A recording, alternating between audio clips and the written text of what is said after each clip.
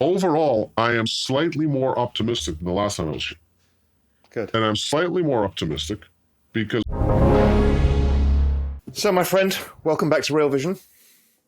Thank you. Thank you for having me back. It's been a while. It has been a while, but you've been up to quite a lot, I would say. We keep busy. I can't keep up with you.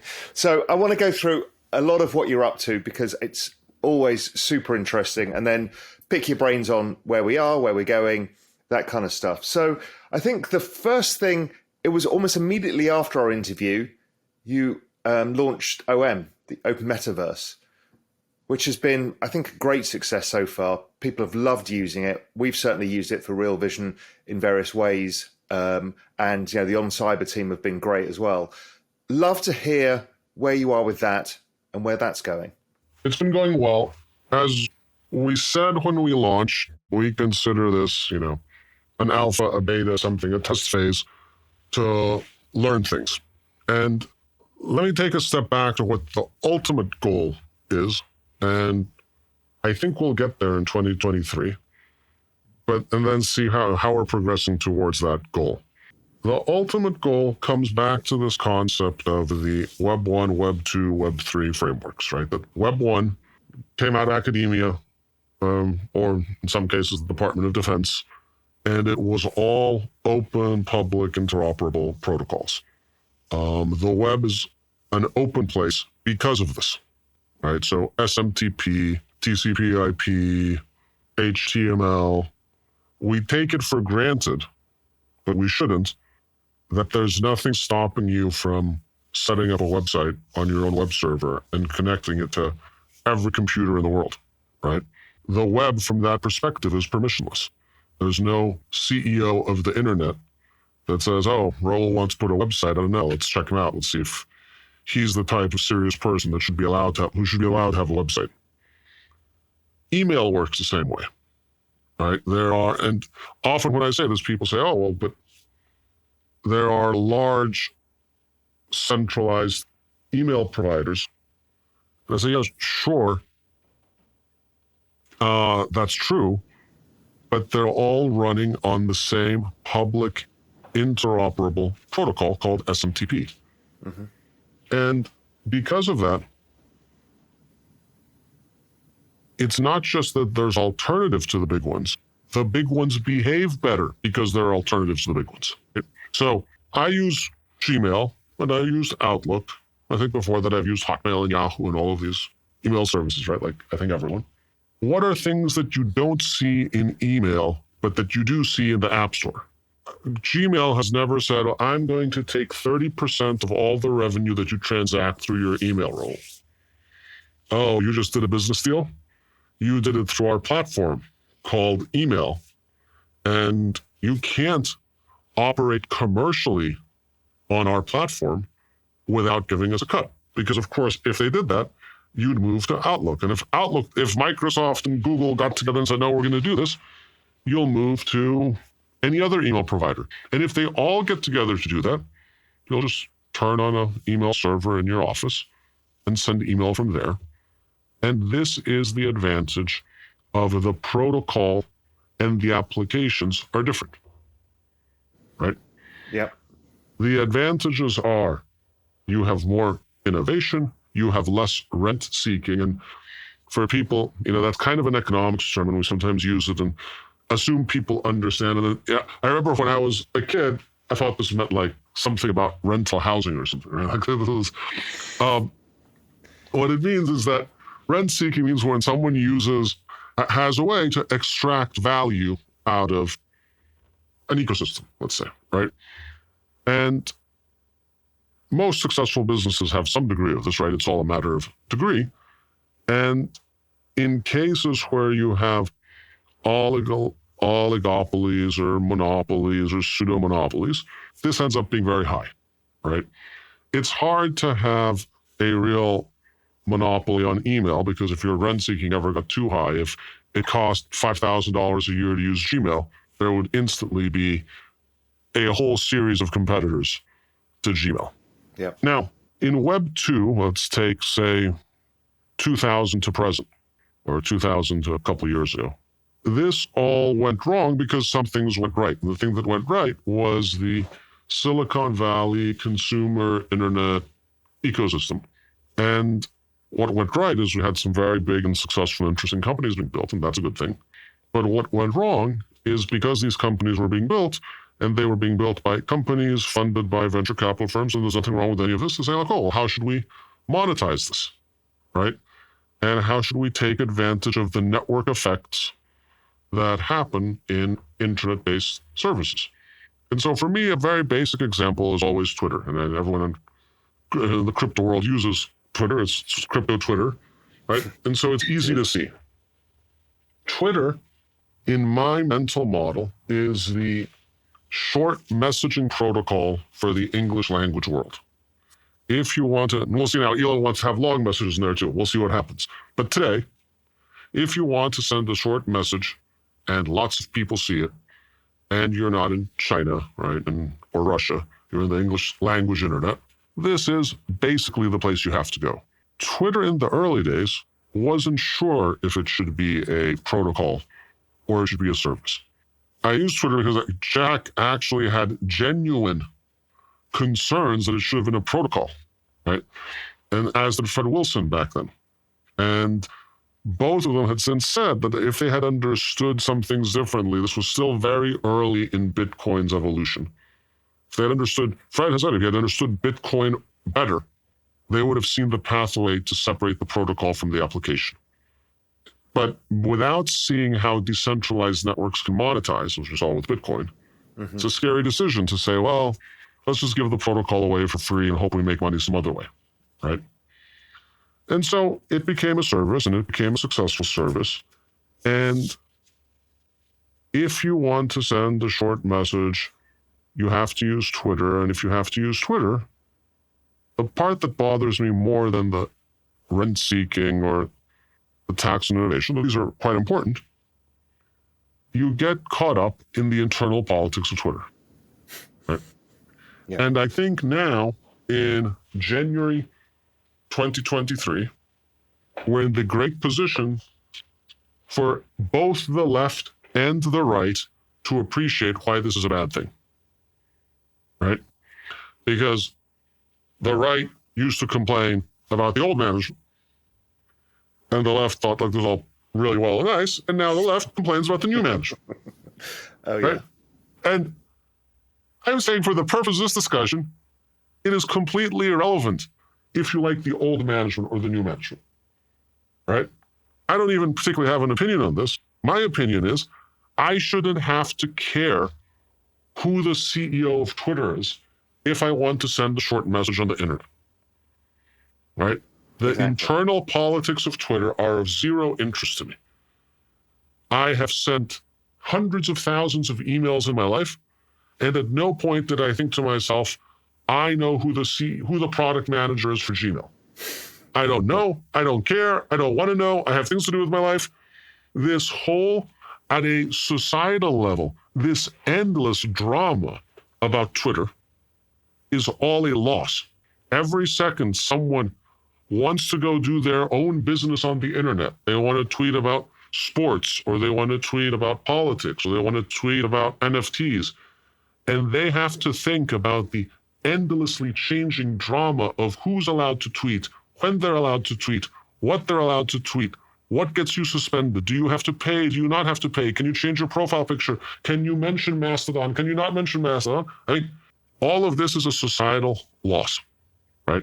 And it's a societal loss that in a way is making our country worse, right? The fact that we're having these huge identity-based battles over some form of speech, it's private speech, not public speech, but some form of speech is bad, right? We don't have these battles about email. No. Right? There has never been a deep divide among Democrats and Republicans on if Raoul should have an email account, right? Or what I write in it. Right, or what you write in it, right? I mean, even the Democrats have not said Donald Trump should be banned from email, right? Even the Republicans haven't said, I don't know, whoever they don't want, the squad should be banned from emailing, right? Nobody said this thing because it's obviously blatantly ridiculous. And it's equally ridiculous that we're having these discussions about short messaging. Now, the classic free market answer is, yeah, well, go make your own Twitter, go make Truth Social, what have you, right? But what this, I think, misses is what Mark Andreessen said about internet companies, which is the Glenn Ross theory about internet companies. First place gets a Cadillac. Second place, a second steak knives. Third place is you're fired, right? That's so true. Unfortunately or fortunately, internet companies, internet network-based companies and protocols are the ultimate network-based company, tend to have runaway effects because everyone wants to sell on the marketplace where there's buyers and everyone wants to buy on the marketplace where there's sellers, which is why eBay became eBay and why YouTube became YouTube and why Facebook became Facebook and Twitter became Twitter. And we don't have, to take the complete opposite example, right? I don't know. Italian restaurants, there's no Italian restaurant that has 90% market share in the country or whatever Twitter has, right? Right. So in Italian restaurants, you can say, look, if you don't like this Italian restaurant, make your own. Sure. But on protocol type objects, it doesn't, businesses, it doesn't work that way because someone tends to run away with the market. And the idea of go make your own usually means yelling into the void, right? Yeah. Without network effects, you've got nothing. And then some people say, which I also disagree with, well, we should regulate Twitter because it's a public square. And that's even worse because then what you can say on Twitter leaves the world of who's the CEO of Twitter and goes to the world of who's been elected to Congress, right? That's highly unlikely to lead to a more rational set of decisions, right? And this principle that the government is now going to then compel Twitter to host speech it doesn't like is a very dangerous precedent. Where does it stop, right? Does anyone above any website that becomes too successful effectively becomes nationalized in its management? And so if we did not have crypto assets, if we did not previously know about internet protocols, we would say we have a series of bad choices and we have to choose the least bad. The market choice or the, common carrier choice. We're going to treat them as utilities. We're going to call Facebook, Twitter a utility. Fortunately, we don't have to do this. Fortunately, we've solved this. And because we've solved it, but these network effects are established in the case of Twitter, let's say, right? It's hard to unravel them in existing modalities of communication. It's hard to unravel them in existing forms of online organization, but they're still not set in future ones, right? And future ones, for the purpose of this discussion, let's call it metaverse. And you can't see me, but I have very strong air quotes on the word metaverse. Okay? And to me, I think almost everyone is wrong in what they imagine the metaverse is, right? I'll go through a bunch of statements that are wrong. It's about virtual reality. No, I don't think so. It's about augmented reality. I mean, a little closer, but not exclusively. It's about 3D spaces. Maybe. I don't know. Maybe. My definition's simpler. The metaverse will be the internet, but with better visualization and persistent digital objects. And so better visualization means you don't have to take the decision today on, is it AR, is it VR, is it 3D in the browser? It'll be all of these things, right? Mm-hmm. I've been using the internet for a long time, and it used to be very exciting when you could watch a, 120 by 120 grainy movie on it. And now you can watch 4K Netflix movies. If we were doing this same thing we're doing today, 20 years ago, it'd be a conference call, right? Here we have free global video conferencing. I can see you on my screen. But in 10 years, I'll probably see you at my desk. Yeah. right? Or we'll see you in or we'll see you somewhere, right? All we know for sure is visualization is going to get better. I think the practical edge of better today is 3D in the browser.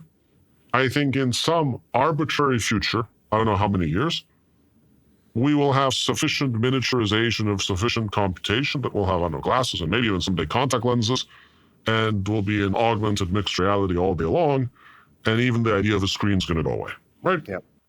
I don't think it matters when these things happen, right? And nothing that I'm promoting as a concept is dependent on the specific visualization pathway. And I've had this discussion with some people, and they're like, oh, I mean, I hear you on this metaverse stuff, but I like living in the real world. I don't want to live in VR.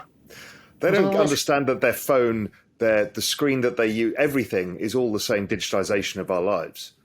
That's the first thing I ask. How many hours a day how many waking hours a day are you looking at a screen? And for most people, it's the majority.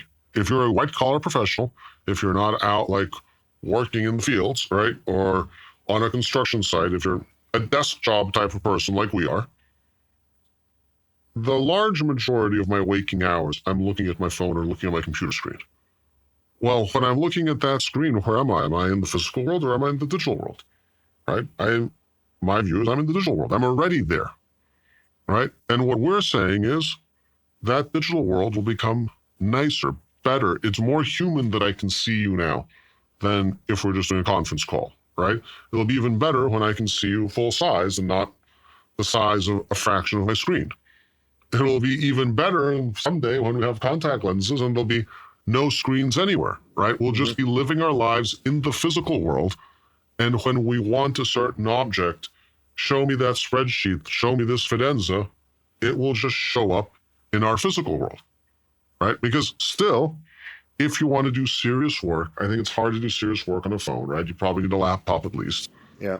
And just maybe we're just too old for it. maybe. I still need, if I'm going to start, I don't know, making an Excel or something. I need a computer. I need a computer. Yeah. Maybe there's like 18-year-olds that can, make tables in Excel efficiently on their phone. I find that it just slows me down a lot, right? Yeah.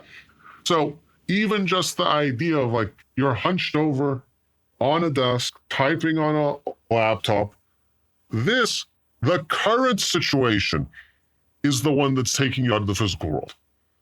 A world where you can infuse your field of vision with digital objects is a world where I think it's going to be much better, right? You'll come back to the physical world and to society and to the people around you, and it won't be, I'm walking down the beach with my friends and also I'm checking my tweets and I'm looking at my phone and I'm not looking at the sea, and people are like, oh, look, there he is again, stuck on his phone. Here he goes again, right?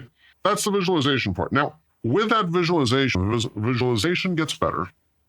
The utility, the value of digital objects goes up. And digital objects could be anything. Yeah, this is where people get hung up. They immediately assume it's your Bored Ape or your Punk or something else. And that's just the early manifestation. It's every digital object, right? It'll start with, just off the top of my head, what we call PFPs, right? But I think in time, these will become avatars, right? In time, I think they'll be three-dimensional, not two-dimensional. The most easy for people to understand, I have found, because it's working now and it's a zero mental model leap, is digital art. I have a piece of art on my physical wall. I have a piece of art on my computer screen, and that can go into various digital spaces. And when we get to the point that this discussion is a mutual augmented reality discussion, right? I can make my digital art appear in your field of vision. That's pretty cool, right? You can swipe it away if you don't like, that's fine, right? But that's going to be pretty cool. I can't do that with my physical art. But also, I'm going to say, come into my office, but just like I now have a virtual museum for my digital art and the beginnings of a virtual classroom for the course we're doing with the University of Nicosia, there's also will be a virtual office, a virtual team space, a virtual conference room, a virtual presence for most businesses. The University of Nicosia is thinking what can what does a metaverse campus look like? Right? Yeah. That's a question. Without question, that's coming, right? It's coming. And then, so you say, okay, got it. This is what the world will look like. It's great. The question that I care about, the only thing I care about, the only thing that's driving any of this stuff, is what is the architecture of that world? Because nobody in a position of power is actually thinking intelligently about any of this, right? They're all at least a generation behind in what issues they're worried about. And the time that the architecture will be developed is right now. The time that the network effects on the architecture have to be established is when it's way too early. And this is the advantage of having gone through multiple tech cycles. When people were having, when Fred Wilson was musing, should Twitter be a protocol or a service? I believe the average intelligent, non-tech, non-VC person would say, who cares? This is some stupid service. People are tweeting about what they did in their day. Oh, so-and-so Raoul went out to lunch in San Francisco and bought a ham sandwich. Why would anyone want to read that?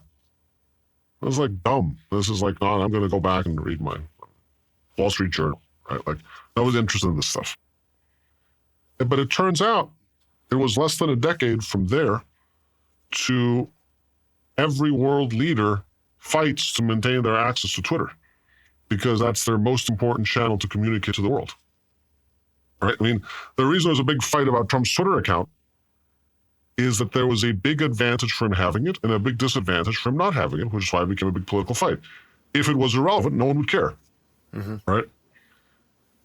The same thing's happening now with digital objects. Right now, it's like, oh, who cares about these like overpriced cartoon monkeys?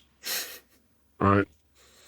The tech bros have lost their mind again, or like the crypto bros are money laundering again. I don't know. So this is, how could that monkey be worth $100,000? They're money laundering, right? Like they're wash trading, right? That's the outside view, and the inside view is no, like digital objects, digital culture will be real, and it's very early, and so it's very volatile, and so the social construction of what culture turns out to be important in the future is very volatile. It's like startups. And because these are cultural objects that at some level trade 24/7, and they trade not on cash flows, right? They're not like a financial instrument. They're like pure culture. They trade on sentiment, I guess, right? Social construction. Well, they're super volatile. So they go up a lot, they go down a lot. And people say like, oh, well, this is crazy. Well, yeah, I mean, I don't know. Well, it's a manifestation of human behavior, and we are crazy. We're quite emotional monkeys. It's weird that I see people look at these NFTs and be like, and I'm talking about non-crypto people, like, well, it doesn't trade like a utility stock. How would you expect it to trade like a utility stock, right? A utility stock has like cash flows and the specific claims on cash flows and a capital structure, and you can run it. Everyone agrees how to value those cash flows. You know, even discount rates, right? They're a social convention, right? Discount rates, and this is how you should, correct me if I'm wrong, but I think I'm right. I believe 3,000 years ago, people did not have the concept of discount rates, because if they did, probably 300 years ago as well, if they did, there would be no mega projects, right? There'd be no pyramids, there'd be no great cathedrals. One of the reasons we don't do mega projects like this is the second you do a discounted cash flow statement and say, this is going to take 173 years to build, everyone says, well, this is unfinanceable. And maybe that's better. Maybe this means society is more efficiently using their resources, right? But it also means that we don't do these large, semi-useless but impressive projects, right? Like mega cathedrals and monuments, what have you, because who's going to finance them, right? Who's going to look at any type of cash flow statement and say, oh yeah, we'll sell tickets 150 years from now, right? Well, they're not financeable if you believe in the discount And also rate. a lot of them were done by monarchy, because a monarchy is a persistent thing. Mm-hmm. So therefore it increases the power and the wealth of the monarchy if you do it. Without monarchies, You got 4-year governments. Nobody cares. Yeah, but even in the private sector, they're not financeable. No. And they're not financeable because we have all mutually agreed that $1 20 years from now is worth a lot less than $1 today. Mm-hmm. And we all take this for granted. This is one of those things you take absolutely for granted in finance. Like, yeah, sure, this is like saying 2 + 2 = 4. But I'm not 100% sure if you went to like someone 2,000 years ago that this was exactly that obvious, right? I mean, I think we had lending and interest rates and what have you, so I don't think it's completely unobvious, but it's how you value utility stock is largely agreed. Here we're talking about things that are, the closest analogy is fine art right now, right? For the fine art. Well, okay. Nobody has this expectation of fine art, right? No one's like, oh, this thing sold at Sotheby's for $2 million and I need a detailed justification of why it's worth $2 million. Like, I mean, I don't know. It's a nice Keith Haring.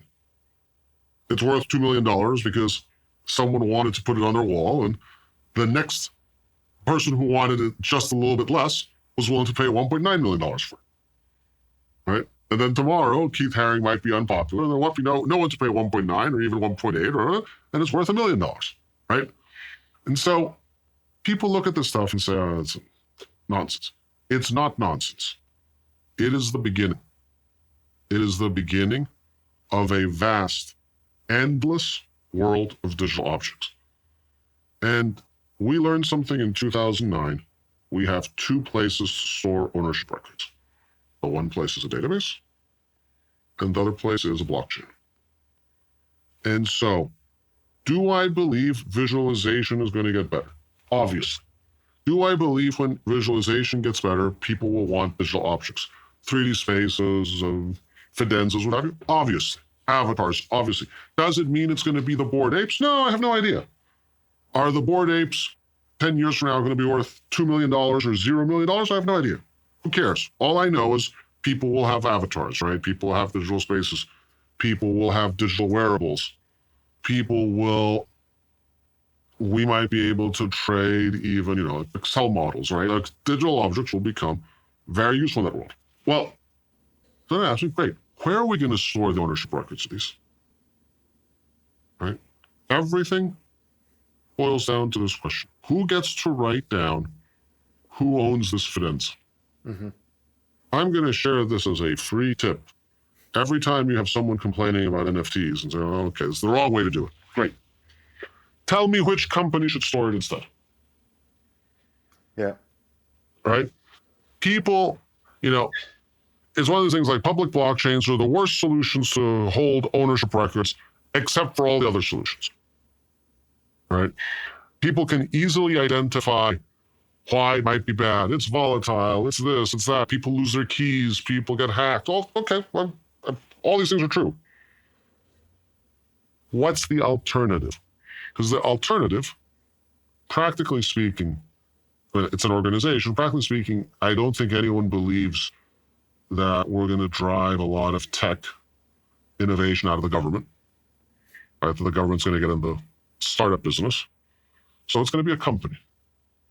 And okay, we have companies around, so okay. I'm willing to have a discussion. I think it's an intellectually honest discussion. If someone says, I believe your Fidenza should not be recorded on the Ethereum blockchain. It should be recorded in the art division of Google.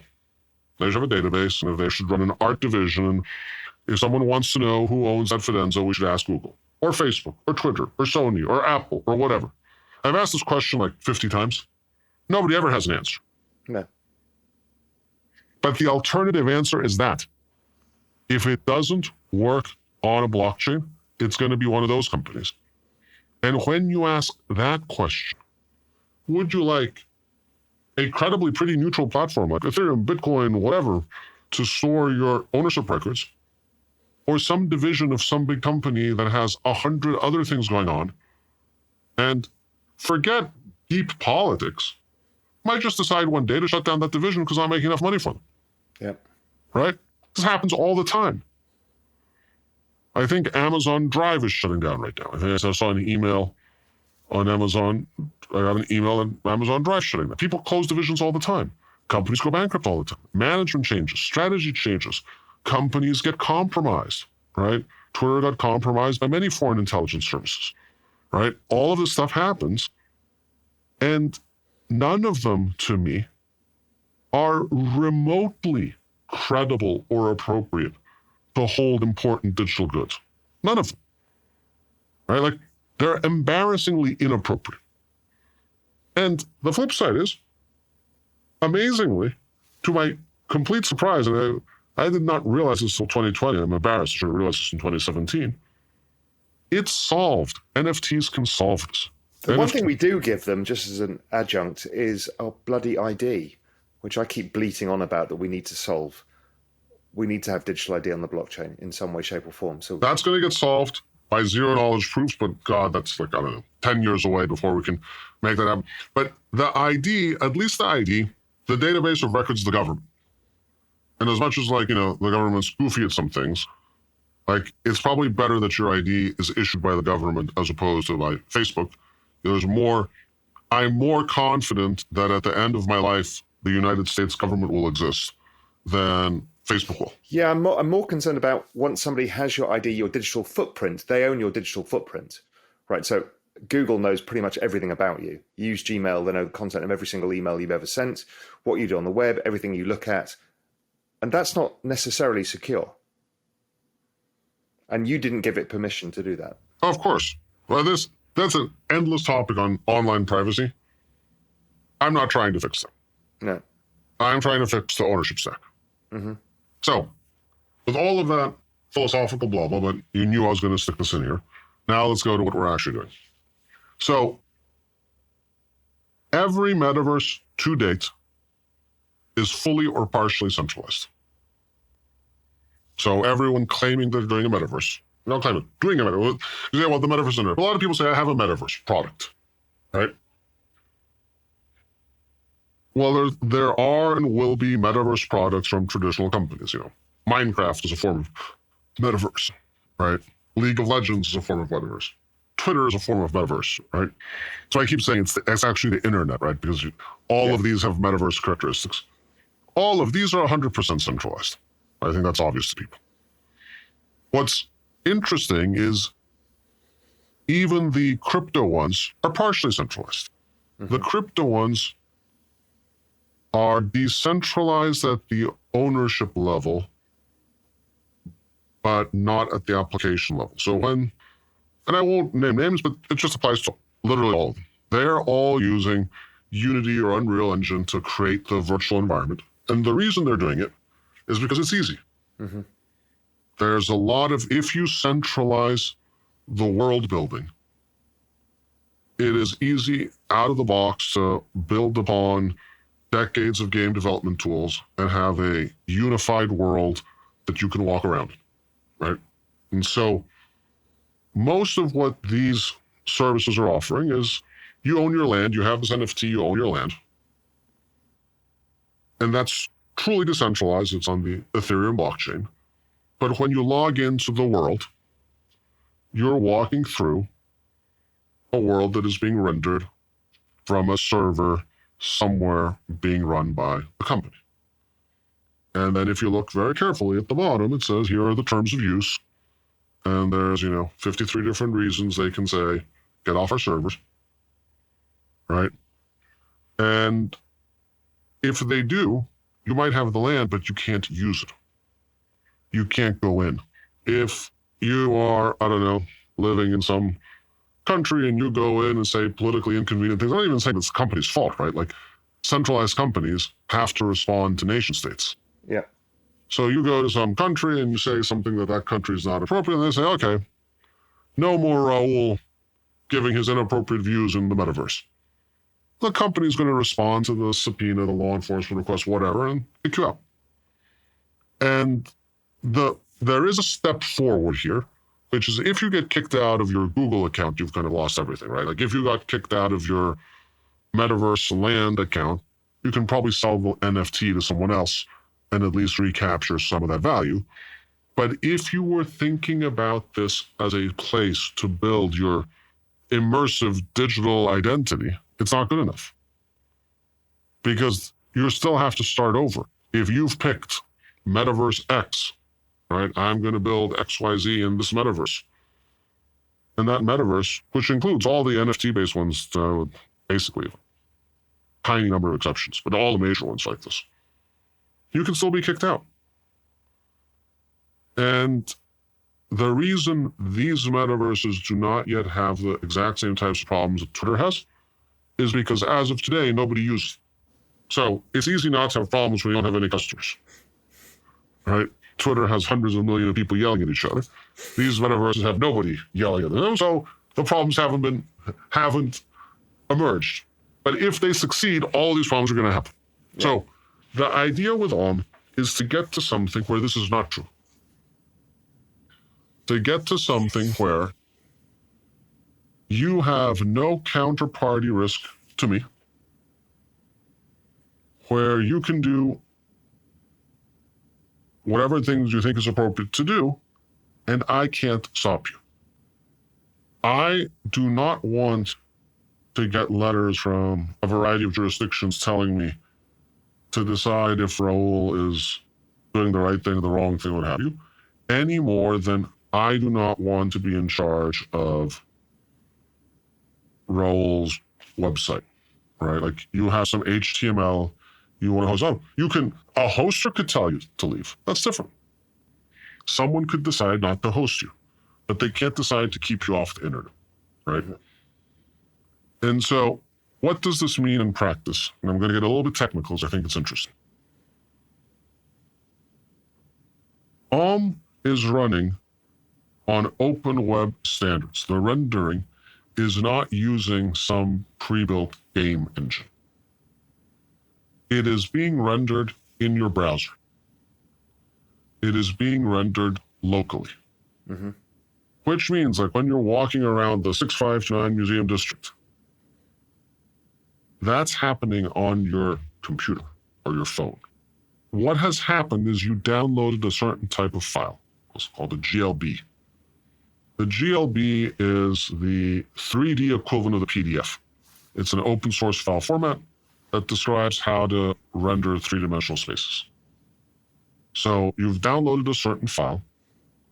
That file is now running on your computer, and it's no different than you downloaded that file from, any other place you download a file. Once it's on your computer, it's on your computer, right? Now, things that are going well, I believe the quality of the rendering, given that we're not touching any game engines, given that we're running in the browser, is extraordinary. Yeah, I was blown away when I first saw it. Right? Extraordinary. This is something where you could have said, okay, it's going to suck, right? And the only thing that's limiting us is guessing end device computational power, right? It could get even better, but the better you make it, the more people you knock out on the power of their end user device. So that's going really well. The second part that's going really well, is it the best way to display digital art in these three-dimensional spaces? Yes, it's obvious, right? Like some of these like big galleries, it's clear the display of digital art is going to look like this. One of the things that I sometimes show people is how the MoMA displays its collection online, and it kind of looks like an Amazon page, right? It's just a list of artwork. Well, clearly, that's not going to be how you curate art online, right? Like it's going to be in these types of three-dimensional spaces. So this has been going very well. Now why do I say it's not fully decentralized yet? Well, today, as we're working very closely with OnCyber on this, and we're completely aligned on where this needs to end up on today, that file's coming off an OnCyber server. But that's a trivial part for us to fix. Where will be in 2023 is the land positioning grid and the link to the file will be on chain. And this is not because I don't love OnCyber. I love OnCyber. And this is not because this is not a bad thing for OnCyber either, but it's the same thing. OnCyber can't be a single point of failure either. 6529 can't be a single point of failure. Nobody should be a single point of failure. I am willing to accept Ethereum as a single point of failure. Right? Like if Ethereum goes away, sure. Right? Like you got to make but Ethereum going away is much less likely than 6529 going away or OnCyber going away. Right? So imagine on chain, it says at this place in the world, download this file. Right? And now that file has the display, and show it in your browser.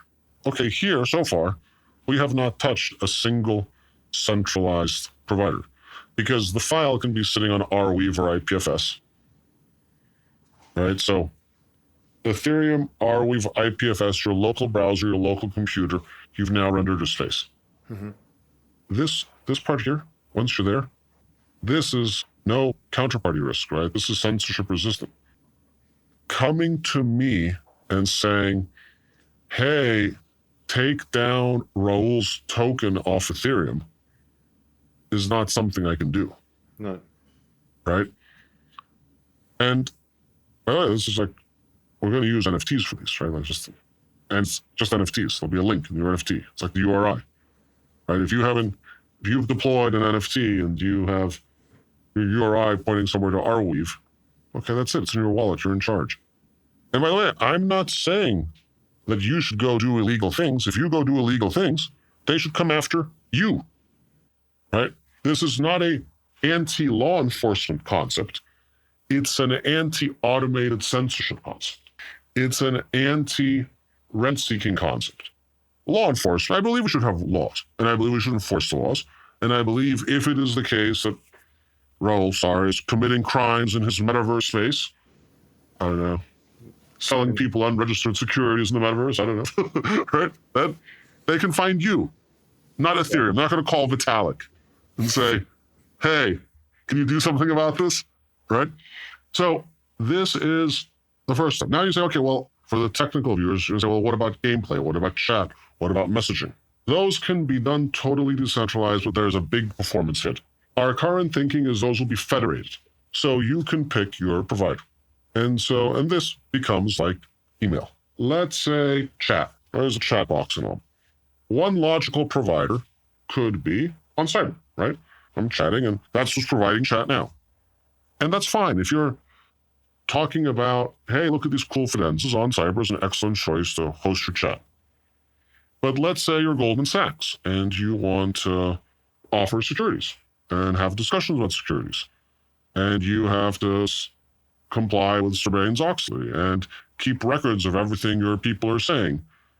Well, you probably need a more quote-unquote enterprise-grade, auditable backups chat thing. That's the requirements you have to fulfill.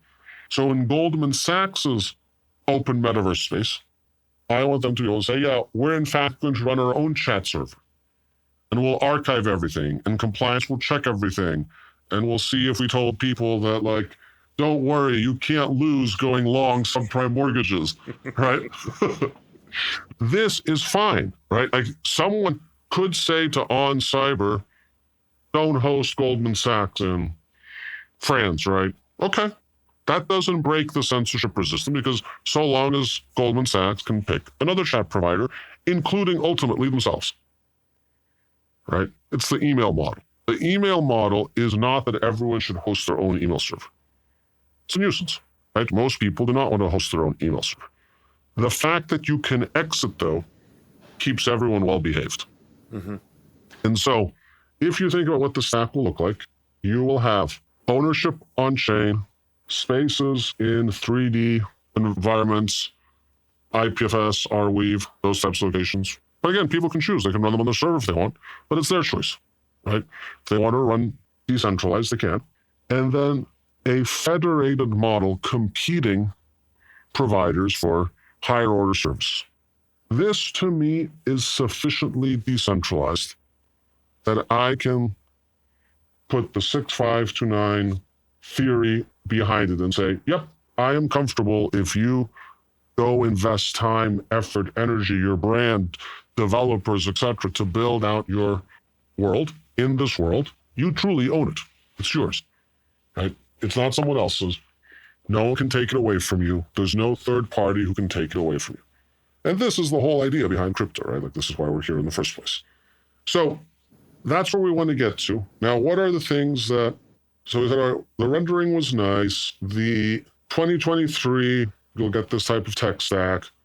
What have we learned in the interim? I think we've learned 2.5 things. One, it's a really great place to display art galleries. So we have it's funny, right? Because like you got to find the usage cases one at a time. Yeah. We now have, I think, 3,000 artists have put their galleries there. I think that's 4 to 5 times all the other metaverses combined. Right? There are now hundreds of thousands of pieces of art just in the museum district. And in time, if this continues, I don't know, I think there'll be more pieces of art in that district than in major museums. Right? It's funny. It's still very early and we're hundreds of thousands of pieces. If I had told you, let's go make a physical museum with hundreds of thousands of pieces, right? That's a $1 billion project, right? Yeah. So that works. I've been teaching this class at UNIC, and we've been doing some sessions there, or all the sessions in It's been pretty good. There's some obvious areas for improvement. And so we'll do it again in the spring semester, take what we've learned, build out some spaces. So just to go back one sec, so you build this open metaverse. How do we get that to scale enough that it becomes the standard? Because that's the issue you've got to fight. I'll come to that. The tooling sucks right now, right? Like it can't scale the way it is, right? It's all, I'll come to that. And then what's the stuff that hasn't worked, which is the stuff that hasn't worked in any of the metaverses? Do people just go and like hang around there? No, right? And they don't hang around in any of the other metaverses either. And I think it's one of these errors that we all have to focus on. Where you're like, oh my God, this looks so cool. I'm done. But the reality is screen time doesn't come from something that looks cool, right? It looks really cool is like those old Flash intros to websites. They look really cool the first couple of times. And then you're like, okay, can you get this out of the way? I want to it's annoying. And so if you think where you spend a lot of screen time, it's doing practical things, right? Yeah. You're tweeting, you're reading emails, you're seeing what people are doing on Facebook, blah, blah, blah, blah, blah, right? It's practical things. And so I think one of the mistakes all the metaverses have made is you get razzle-dazzled by the 3D stuff and not think hard enough about what it is specifically that people might want to do. And none of them are remotely likely to be successful until this gets solved, right? All the numbers, and by the way, this is also true of Meta. Meta's user numbers are also atrocious at Facebook scale. It's a couple 100,000 users, right? That's more than but not much more. Right? Monthly numbers are tens of thousands. It's weird. It's only an order of magnitude more than I think. Which is weird. Those are atrocious given that you're Facebook. And it's the same thing. It's not obvious which thing you're going to do on the internet that for sure works better in that context. And this is what I'm saying, for example, art galleries work better. They look better in than they do on Twitter. They look better in than they do on Discord. They look better in than they do on Facebook. So, but art galleries aren't something you're going to go 20 times a day to art gallery. Right? You'll go a couple times a month, right? So I think there is still this exercise. Before we get to scaling, we have to solve product market fit. Product market fit, you will know it when people are running in there voluntarily. I've always said no to contests and prizes, and even I very deliberately, we haven't sold any land or anything, many of these ideas. All that would have turned into a bunch of financial speculation and would have distracted here from the actual problem, which is product market fit, which is why does anyone use this in the first place, right? And as one of these things, it's like early internet journeys of discovery. Which makes me laugh because everyone, therefore, because there's no product market fit yet, everyone assumes it's stupid. Mm-hmm. And it's never going to work. It's like early internet, right? We knew that all these things were going to happen. We just didn't know exactly how. We knew that video was going to come online. We didn't exactly know it was going to be YouTube, right? I mean, this was one of the things that I got wrong in the video era was this. I thought it would be more decentralized online. It turns out, all video online is basically YouTube and Netflix, and that's it. It's the bulk, the large majority of video online. It's weird. You would have thought it wouldn't be but that's how it turned out to be. So we have to work on product market fit. And then to the question of scaling, you need a few things for this to scale, which are the following. I'm not willing to put any effort into scaling until it's decentralized, because we're just going to scale people into a centralized solution. And the further and then it might be hard to like switch them. So that's like a necessary condition, not a sufficient one. The other one that is a big problem is the tooling for building the spaces is not easy enough now. It's still very manually intensive. It's still, if you come to me and say, oh, I want to build this cool, whatever. All right, let's get some 3D architects and tell me your specs and send me designs and, oh, let me go back to the designs. And, well, this can't scale, right? And so we're going to need more automation. And by here, we is not we is the whole industry, right? And here, this is the power of open standards. I hope people will build tools that will make GLBs in different ways, automated, template, generative, AI-based. Squarespace for the internet, for the metaverse. Yeah, right. And it doesn't have to be one, right? Because if it's an open standard, eventually there's some kid out there right now who's figuring out how to use a generative adversarial network, right, to make GLBs with an AI, right? Like, it's got to get to the point where you can say, look, I want an office, kind of mid-century feel, 20 feet by 20 feet, bookshelf, dark wood, blah, blah, blah, blah, blah. And it starts throwing ideas at you the way Midjourney does, the way ChatGPT does. It's got to be like that, right? Because I'm doing it the current way, and the current way is extremely expensive and very annoying. Yeah. Right. And until... Or you make standardized spaces, which kind of goes away. Yeah, it makes sense. I consider that part of the current way. And even making those standardized spaces is expensive and annoying. And people tend to want some level of customization, right? I think that's powerful. But I do think it will be solved. It might not be solved in like the next 3 months. It will be solved in the next year or two, right? I mean, if GPT-4 is what people say they're going to be, it's going to be like writing whole books. So I'm pretty sure we're going to figure out how to get AIs to make like a nice looking virtual office, right? Like, and so... AI is already doing design. So you can go and say, design me a picture of a car that's like this, it'll do it. So it's there, it just needs to be applied to this. Correct. And I've spoke with Emad from... yeah, he's a good friend of mine, old friend of mine.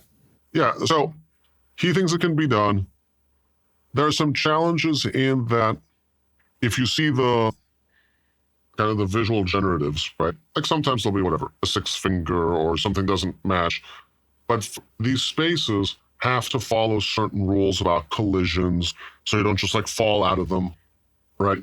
The chair has to look correctly 3D from all angles, like it can't be distorted in the back. So it's doable. It's, I think, one twist harder than doing a 2-dimensional photo, but there's no reason why it's not going to be doable. And I think we need that. How can I imagine scaling to regular people? It's got to get to the point where you can say, click here, say this, do this, press this button, and now you're live. And it'll be photo quality as well, because Emad's already working on that, and we're seeing extraordinary results from that as well. Yeah, and that's, again, we go back to device performance, right? Like, there's no limit to what the quality can be. There's no technical limit. There's only device level limits of, how much do you want people to download on their phones before, their phone starts, complaining. And so it'll just get better every year as devices get better every year, right? The graphic processing power of the end user device is going to drive that, it's not the creation power. I could make a absurdly detailed space and crash everyone's phones when they get on it, right? And say like, oh, look, you got to go with a computer with a expensive graphics card. It'll work great. It won't work great for anyone else. No, although I think the thing that everybody's discovered are these, the mechanism by which to condense everything down, the compression files are so amazing that Emad's entire file is 2 gigabytes for almost all words on the internet. And so I think maybe that compression technology will solve this for visual stuff as well, that you can then do stuff in the browser. So we're working on exactly this topic. One of the reasons we have not launched any other big spaces, we think we've now found a way to make big spaces more efficient. And so we'll find out. And so we're playing around with this. And all of these things, though, are problems of the type that are completely solvable and will get solved.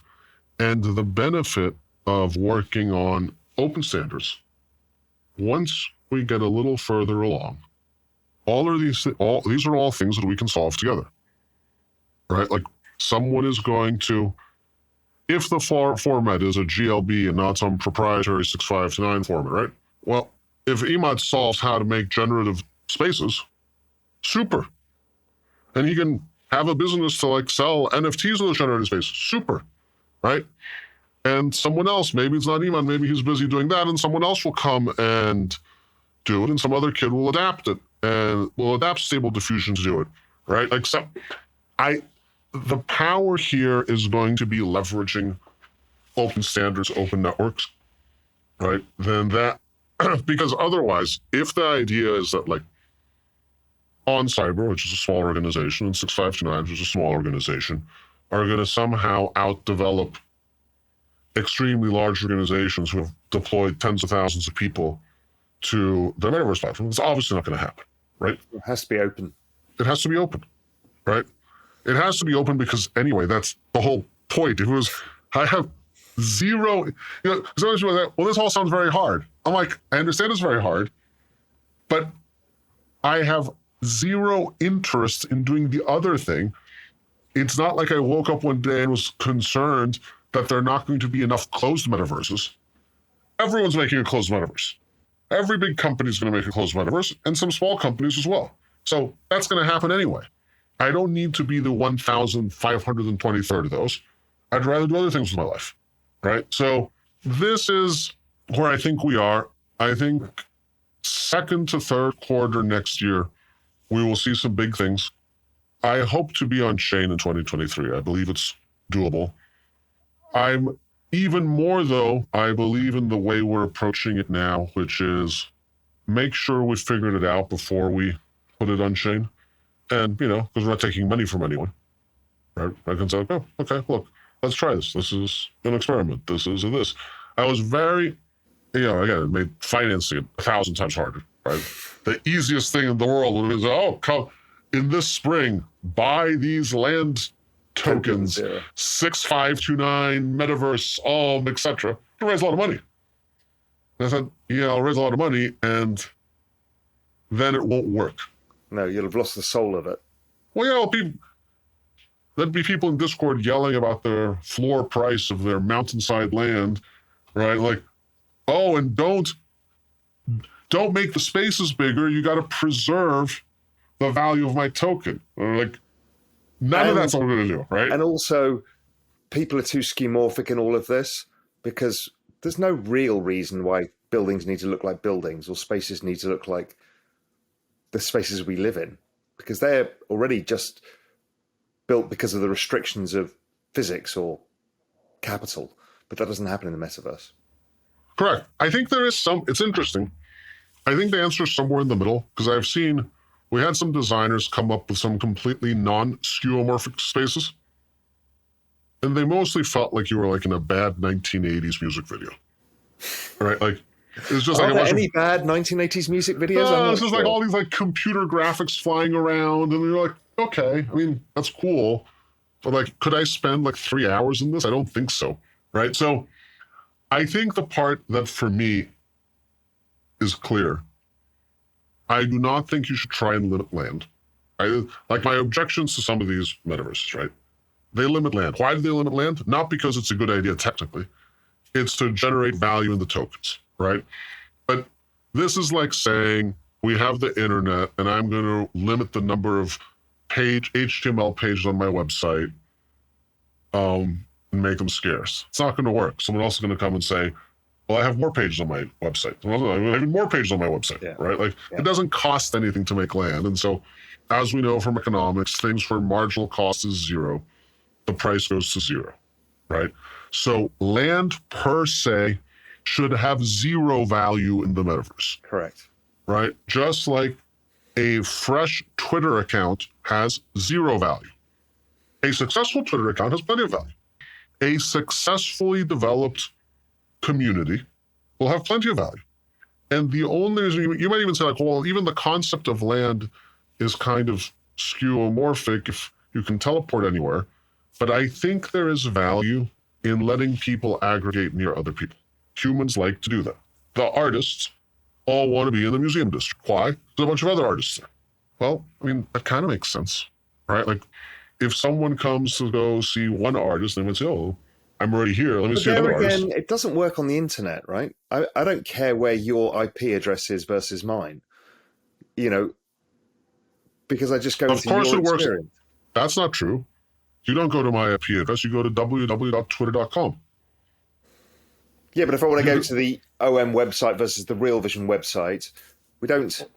We can amalgamate them also, I guess. Well, the days, how much of web is spent with people not going through a centralized provider to find someone else's website? Zero. Even finding the website, you're going through Google. Yeah, right? Try and guess an IP address. Right. I mean, you go through Google, right? My guess is you have not memorized all the websites that you go to, right? I mean, do you remember when we grew up, you remembered the phone numbers of your friends? Mm-hmm. I don't know. I don't even know my wife's phone number. Yeah, I probably am down to like 10 phone numbers I remember, right? Like, I used to know all of them. All of them, yeah. Yeah, now we've outsourced that to their phone, and that's fine. And like, I think discovery always turns out to be an issue on the internet. The shape of the discovery is to be determined on metaverse, right? Like the kind of simplistic but not very useful answer, like, well, you can teleport anywhere. Okay, I hear you. But when there's like 27 million spaces, how are you going to know where you want to teleport? And some people are saying, oh, there'll be recommendation engines. Like, oh, you liked Raoul, like this gallery, this other gallery is like, oh, yeah, probably. So, yeah. In a world that only teleporting matters, still works just fine. But I wouldn't build it and just say it's the only thing that's going to matter. Also, how do you get around just thinking this through? Because it's fascinating. So then AI will say, well, 6529, he loves this kind of art, and he'll just create the galleries for you of other people's art. I mean, you don't need your own gallery. Essentially, everything becomes designed for you by AI. I think AI is going to be a very big deal. It's going to be a very, very big deal. I think things that I am more fuzzy on than almost anything is what the second and third and fourth order effects are of AI, right? Like, because let's take here, this is very interesting. With ChatGPT, the first thing everyone writes on Twitter is, oh my God, students are going to use it to write their papers, right? They're like, oh, we can't do like paper-based assessment. We need to go back to oral assessments or something. You also don't need teachers. I'm going to actually say something different. It's not quite good enough to do this for a lot of stuff, but let's say GPT-6 can answer all student assessments at an undergraduate level in a computer science course, right? Let's say I think that's not far off, right? And it doesn't matter if it's in 2025 or 2029. It's not in 2089. No. Right? I played around enough with ChatGPT that, sometimes it just goes completely bonkers and tells you nonsense, but sometimes it writes impressive things, right? You can see the edges of the weaknesses in ChatGPT, but probably they're solvable. So let's assume they're solved. And let's assume it can answer all the questions on all the papers and problem sets of an undergraduate degree in computer science. Okay. First thing, we have to change assessments. Oh, do we need the teacher? The real question to me is, if that's the case, if a machine can do all that, should we spend 4 years training a human to do that? Right? Because if after 4 years of quite expensive education, training a human for 4 years at a university level education costs, minimum in developed world, minimum $10,000 a year, right? It's a lot of money. Mm-hmm. And 4 years of someone's time, which is even more money, right? Big opportunity costs, like someone spending 4 years doing that. And if after that person does that and demonstrates mastery of all these things, an AI can just do those things anyway at a marginal cost of zero, instantly, better, well, then maybe what a computer science degree is wrong, right? And the problem, once you start tugging on this thread and start thinking about jobs and degrees. Nothing It's makes not sense. clear. It's not clear where it ends, right? Like, have you read Scary Smarts yet? Mo Gawdat's book. no. Good read. You know, it's like Noah Harari's book, but it's simpler, but just really interesting conceptually. You'll enjoy it. Interesting. Scary smart. Okay. I will read Yeah. it before the next time I show up here. I don't know, right? Like, I think it's going to be very disruptive in good and bad ways to white collar work. For sure, it's going to hit white collar work a decade before it's doing your plumbing, right? This is the revenge of, all the white collar folks like us did really nicely in the kind of like, oh, manufacturing moved offshore. Oh, we get cheaper goods. Oh, world financialized. People like us make out well in that world. Oh, the poor factory workers, well, they should learn to code, right? All this stuff. And reinforces white collar workers tend to anyway think of themselves as superior, right? And so it feeds into all of their like ego and say, oh, well, this is just how the capitalist society is. And like, you've got to have valuable skills. And I'm sorry, Mr. like person who works with your hands, you're not like as smart as a finance person or whatever, right? I mean, people don't say that a lot, but it's kind of how they act, right? Well, this is going to be the revenge of that because it's going to be a lot easier to replace for the next decade white collar workers with AI than people who work with their hands, right? Like, maybe we should all become plumbers. I don't know. Although, really interestingly, Amazon has 1.5 million human employees. It now has 500,000 robot employees. Those robots are at least 4 times as productive as the humans, not only because they work 24 hours a day, 365, but they're better at the jobs. It's happening already, even in all of those jobs. So it's happening everywhere. It's extraordinary. Yeah, but I think by the time robots eventually will be able to work in unstructured environments, right? Like on the Amazon warehouse. It's structured. It's structured. Yeah.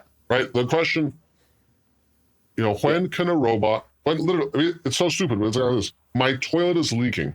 When can you call a robot to fix that?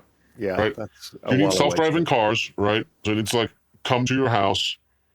It needs to be able to work in an arbitrary environment. It needs to have human level comprehension of language. It needs to expect weird stuff like, mess and what have you, work with a variety of physical goods. This is quite a bit harder than ChatGPT writing you an essay on the, 100-Year War, right? And so will that also happen? Yeah, I think it will also happen. But it's probably 10 to 15 years behind the white collar stuff. And so it's going to be an interesting world. Now, look, I go back and forth because historically every single labor-saving device has led to higher human welfare and new jobs emerged. And we're certainly in no risk right now of running out of jobs. If you look, the issue that's happening right now, people can't find workers, not that they can't find jobs. Yeah, and also, population shrinking. So my guess is this is a productivity increase. So GDP per capita probably goes up. Yep. That's my view of it. So I don't know how we got on AI, but I think the intersection of AI is going to be very interesting. Generally, I think AI is going to be very interesting. It probably actually even sucks some attention away from crypto, for better or for worse, probably for better, right? I think it will take some of the tech tourists over to AI. But I think you're looking at the same way as I do, is these things are all interrelated. Yes. That's what I'm thinking. When Emad came to me and said, this is what I've done, and it's open source, I'm like, okay, this is all in the same vein. The ones who are doing open source AI are the same way. The other people doing closed source AI. It's the same concept, right? I want to build things where people, the Emad or the Emads of the future, can build. One of the benefits, if something is working on a blockchain, right, and open standards and decentralized storage, AIs can interact on a first-class basis with humans. And so, given this, we are going to see, this thing we described that makes your virtual space. Okay, that's an AI. And then here's interesting. Maybe it's not just a tool. Maybe someone will then program that AI to just go build spaces directly, right? And there'll be an avatar, right? An avatar with the chatting capacity of GPT-7 or something. going to be indistinguishable from the large majority of humans. Mm-hmm. And so one of the things I've always thought about this world, which is, again, why it has to be open and programmable and composable and have you, we will be moving through this world with a large set of non-human characters, for sure. Right? And good and bad, there'll be good and bad outcomes from this, right? People will use them for spamming, right? That's all. But also good ones. Like, here's a very simple one. You come into the 659 Museum District, it would be really great that someone pops up in a non-annoying manner, right? Once it gets good enough to I'm like, hey, want me to tour you around? What do you want to see? Oh, I want to see Jennifer. Let's walk over here. Well, what's this piece? It's this. It's that. It's the next thing. It was made by Dmitry Cherniak. Here's when he made it. Here's how he thinks about this piece. Blah, blah, blah, blah, blah, blah, blah. You can't scale that with humans. I can't have a fine arts specialist walk every single visitor for a private tour through the galleries and on. But with AI, will we get there this decade? Yeah. So the other thing that I got to with AI and blockchain and that nexus is AI can scale video, written, audio content, millions of pieces almost instantaneously, almost already. So in the next 6 months, that's completely solvable. So it becomes a huge problem to know what is authenticated and what's not. Yep. Nobody's going to know. Yep. So it has to be solved on the blockchain. It has to have some sort of place on the blockchain, which is basically the same kind of thing that you're talking about, is in the end, there needs to be some digital record of what is what. And it's going to become at societal level importance, I think, by the next election. I think we've got 2 years to solve some of this, or we're going to break things. Yeah, I think obviously AI is going to flood social media as a starting point with, fake humans, right? It's already happening. We'll just get really good. Fortunately, crypto is there to solve this, right? Like, you can have, like, oh, how do you know it's funny watching the non-crypto world kind of struggle in the dark outside of obvious solutions. Like, how do we know that anything digital is scarce and real? No, we have a way to know that. Strange that, yeah. Right?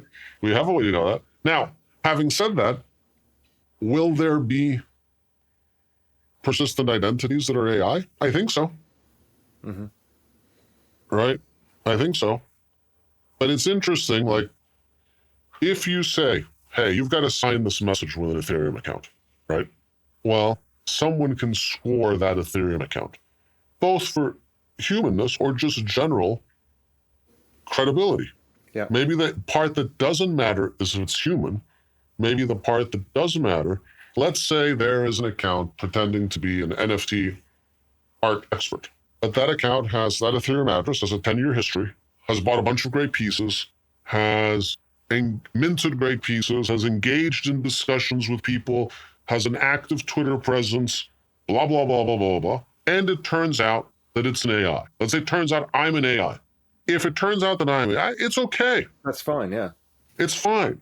That AI is contributing in a useful and predictable way, and there's been some proof of work. They've bought art, they've minted art, they've done stuff.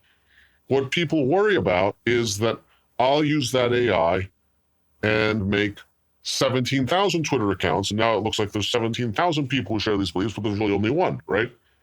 Well, the solution to that is, okay, make them have an Ethereum address. And if all those Ethereum addresses were created yesterday and there's no activity and they haven't done anything, you should devalue them in your reputation scoring. Yeah. Right?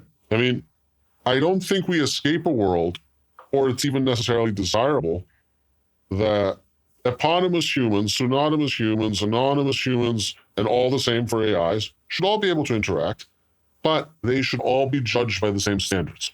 If those standards, if I said, oh, I'm super credible on NFTs, but I had never bought an NFT, okay. I mean, maybe I am, maybe I'm not, but probably I'm not. If an AI says, I'm super credible on NFTs, and I bought all these NFTs, and you can look at them, and they were good ones, and they actually bought them, and you can see that, and there's no question that they bought them. Yeah, okay, great. I mean, do you care really if it's a human, if it's an AI, or if it's a hybrid? No, what I would care is if the 6529 AI was sending 50 different thousand messages to different people with different messaging. And again, that's going to be provable on chain. That's And then you provable on get chain. around, then you get around all the bullshit that we've got to deal with. That's exactly right. And so that's how you can if you force people to sign from an address, right? You can see if I showed up in 18,000 Twitter accounts, say, great, what's the Ethereum address there? Oh, wait, there's no NFTs here. There's no transaction history. There's no anything. You haven't minted anything. You haven't contributed to Discord. You're just a spam account. Everyone is going to have to start, every new account in social media, every new address online is going to start with the presumption that it's spam, right? It's going to start with a reputation score of 0. 0, that's right.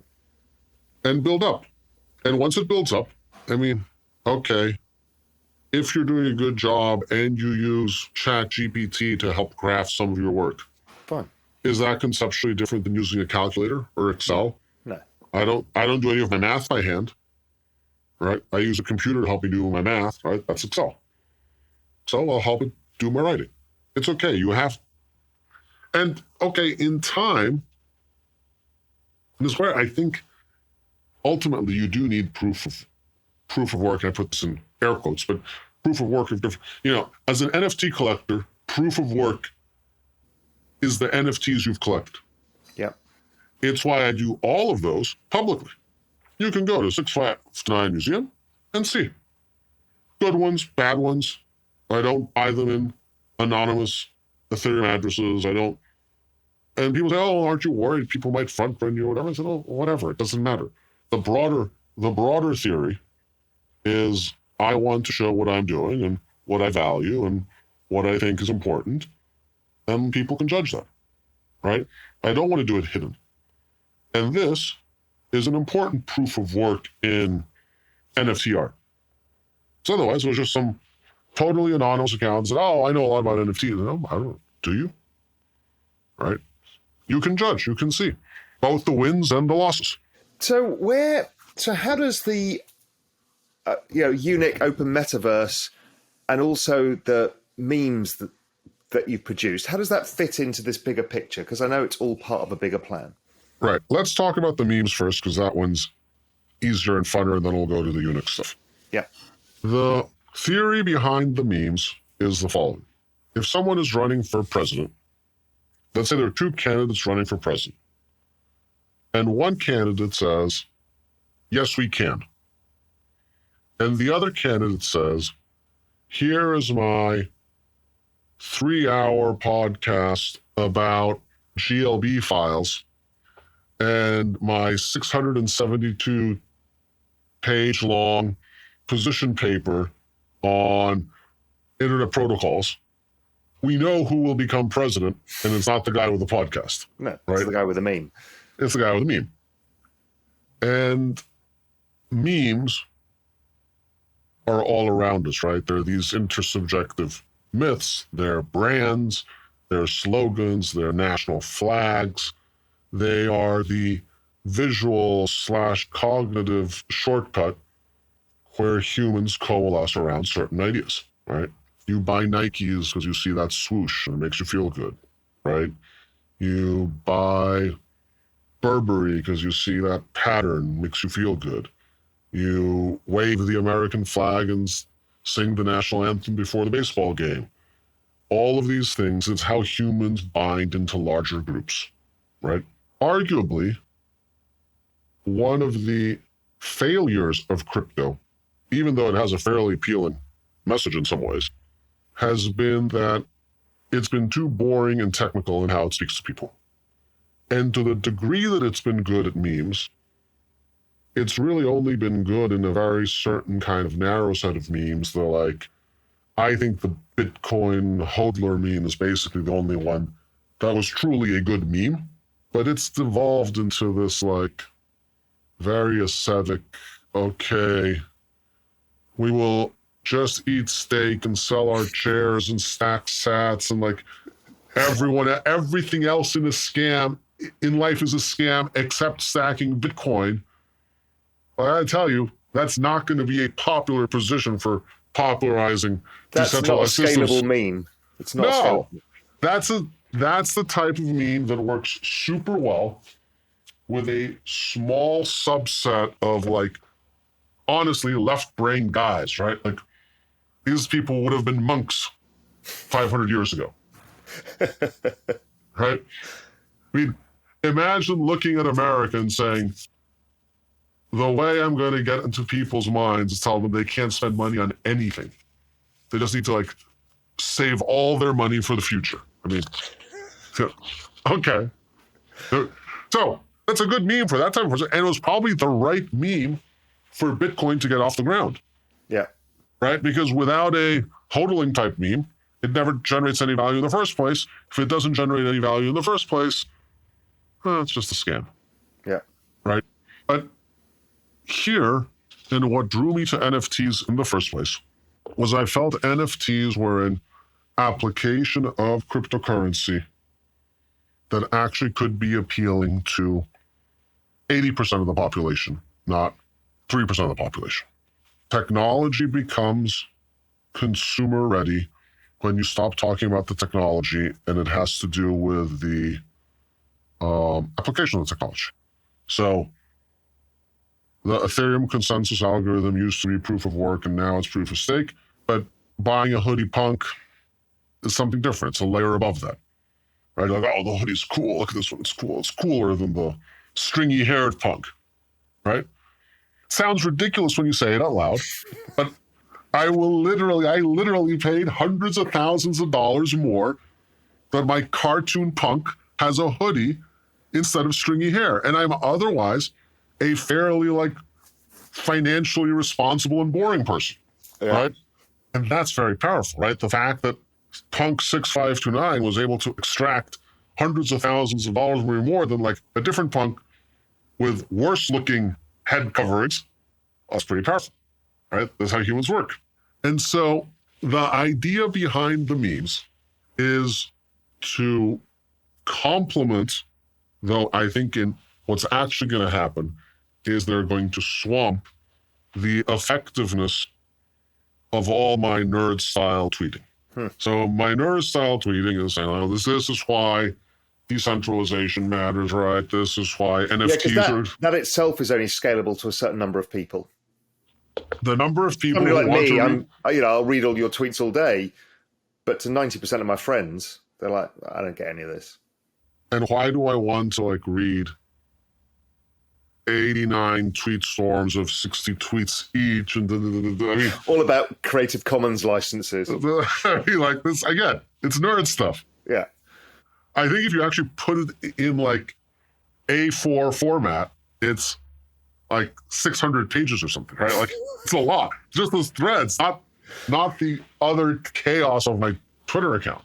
Yeah. So since obviously we know that yes, we can, or Make America Great Again is a more effective way to reach large numbers of people than here's my policy paper.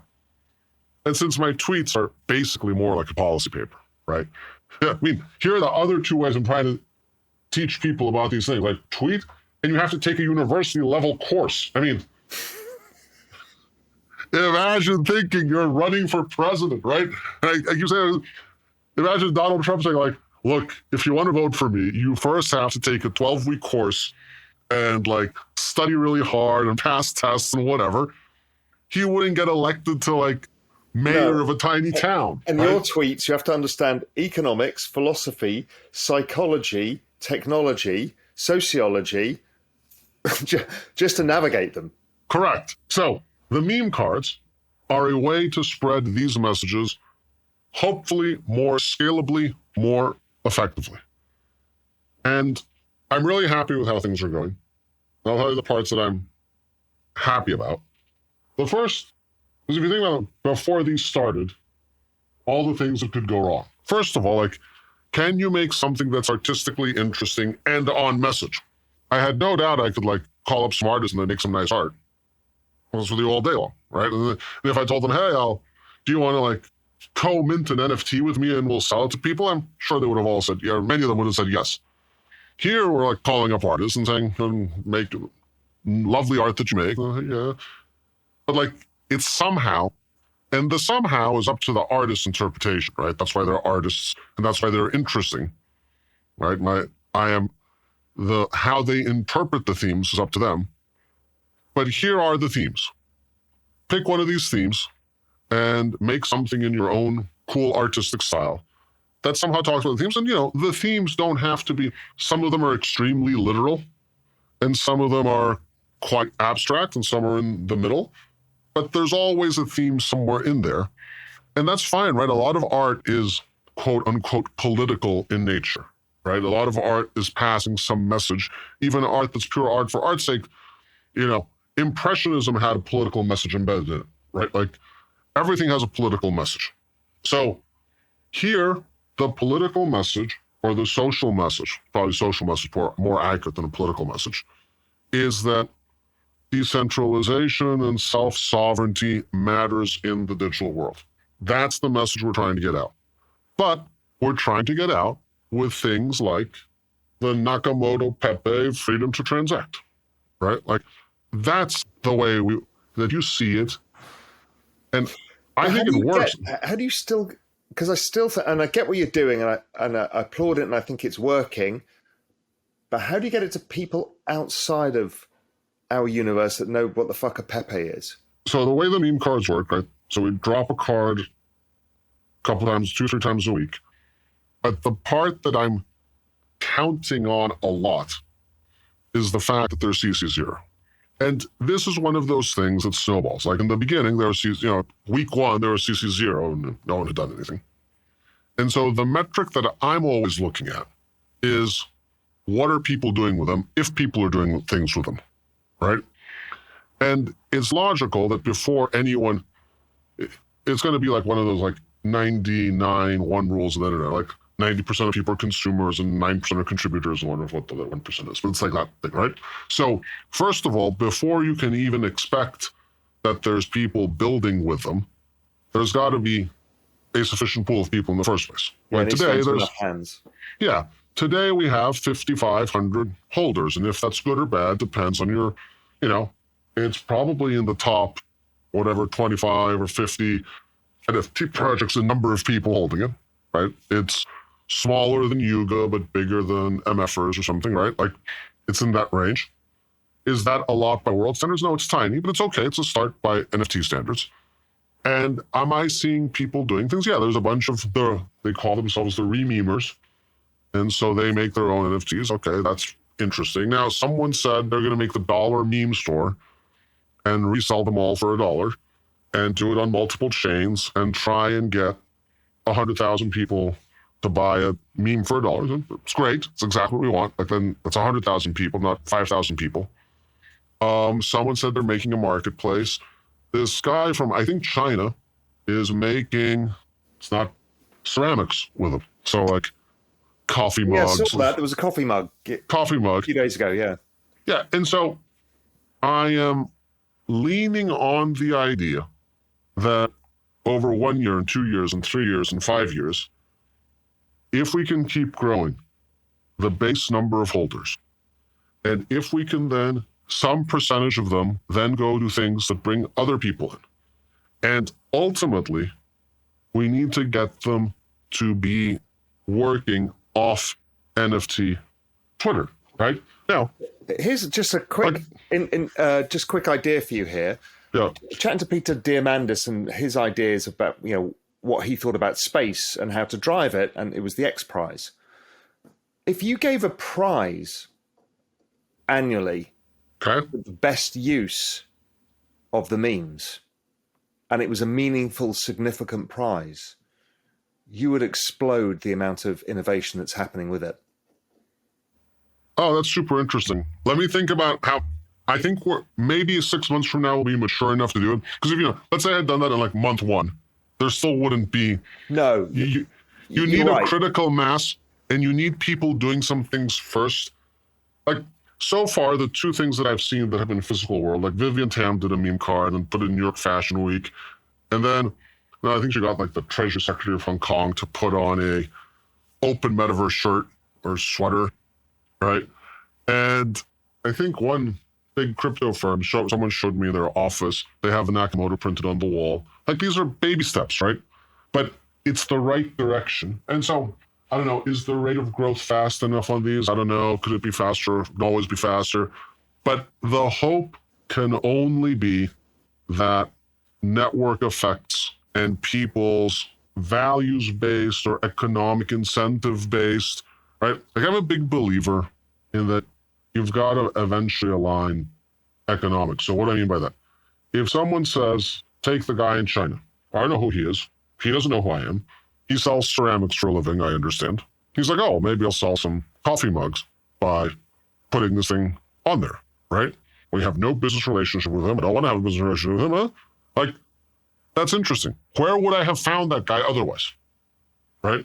And this is the power of CC0. He didn't have to, like, ask my permission to make the coffee mug.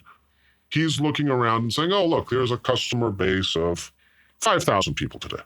Is that a lot? No, probably not, right? How many coffee mugs are we going to buy? I don't know, 50, 100. But they're pretty motivated, 5,000. But if that 5,000 becomes 2 years from now, 50,000 meme card holders, and in the derivatives, the re-memes, there's another 500,000. Could you sell a reasonable amount of coffee mugs, just to stick with this example? Yeah, probably, to that 500,000 people. And if it becomes this type of network brand model where people have economic incentive to build, because all the things where you say, like, hey, people should just go do this stuff, I don't think that ever works, right? I also don't love the DAO model of, like, paying people to do it, because I think you fake yourself out. Yeah, I've seen, and you've got the wrong incentives. They're getting money to do something. What you actually want to do is reward the end game. I think that's what I'm thinking about with the incentive system. Yeah, that, and I actually think it's the equivalent. You don't get a medal for running the race. You get a medal for winning the race. I view it from a product market fit perspective. I think it's deceiving myself on product market fit. If the point of the memes is to get people to spread these messages in the world so you ultimately drive social and political change, right? It is for sure the case, 100% the case, that I cannot pay for the tens of billions of dollars of labor this would require to drive social change around the world, right? Of course, I could go say, oh, look, I'm going to spend $100,000 and get someone to do something somewhere. And then I'll know simply that if I spend money on a service, someone will provide it. But I know that already. Like, that doesn't, right? The interesting thing is, do the memes create a set of values and interests and people's self-interest that someone's going to say, I'm going to make these coffee mugs, not because 6529 contracted me with doing them, but it's cool. I want to do them. Yeah. It's cool. It's interesting. I have a business opportunity, right? And so my sense is it's going pretty well. The major metric we need to watch is the number of people joining. I think the challenge is, because the values have gone up quite a bit, right? So the challenge is to make sure it's, like, affordable for new people to join. Yeah. Right. But this is, I think, one of the benefits of if it becomes a speculation game, you kind of it's going to die. It's going to die. It's going to die. Right. And, like, some people in Discord get mad at me every time the price goes up. I say, like, the price can go down. Like, don't worry about the price. Like, but we have an advantage here that the structure of the meme cards right now, 3 new ones are coming a week. Yeah. Well, this is very hard for a PFP project to get around, right? If you have a PFP project and you've now sold someone a Bored Ape for 200 ETH, and someone says, oh, I've spent like $300,000 on a Bored Ape. And you say, oh, cool, now I'm going to make like another 100,000 Bored Apes because I want to onboard people. Everyone's going to get very mad at you, right? So here, on day one, we said, we're going to do a zillion meme cards, right? And they're all going to be editions. So they're going to be, and so, like, and we're going to sell them for like a very low amount, 0.06529 ETH, right? Because why that amount? It's like, oh, it's like $100 now or something. You know, what I tell people, like, buy an NFT for the large majority of people, right? In normal financial circumstances, they should buy NFTs out of their consumption entertainment budget. I think for most people, they should buy NFTs for the amount they'd spend for a nice dinner with their spouse, or maybe if they want to go a weekend in Vegas, or the nice piece of physical art they'd buy on their wall, right? And so if I believe that, that's my recommendation. I don't want to be saying like, oh, come buy this thing for me for like 5 ETH, right? Or 10 ETH or 20 ETH. And so by making them additions, you can say, oh, look, it's $100. For $100, a lot of you, they're like, oh, it's $100.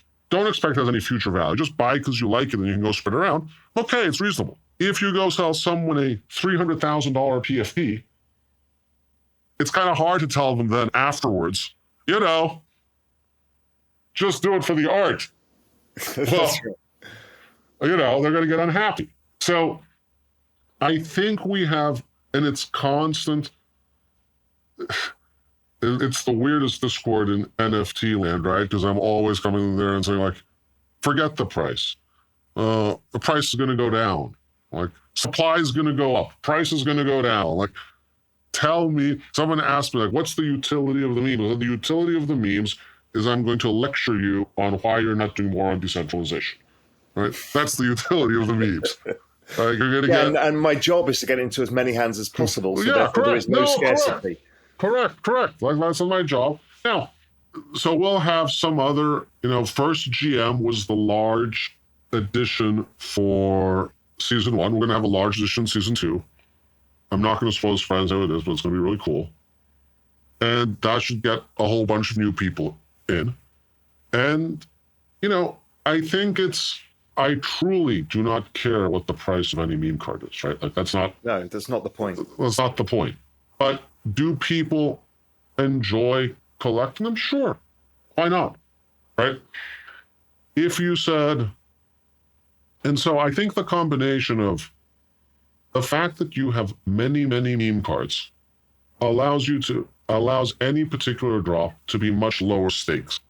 If you're a PFP project that does one follow-on drop a year, right? They've generally gone badly, right? Yuga's about the only one who's pulled it off, right? The follow-on drops have generally been a disaster for all the PFP projects. But because, people don't actually want more supply. And then, people say, like, oh, well, it's still too expensive for me. It's fine, steal them. Yeah, that's right. Just steal them. Take them. Save, it's fine. It's fine. Mint them. Right? Like, I don't like how you're doing the drops. Do your own drops.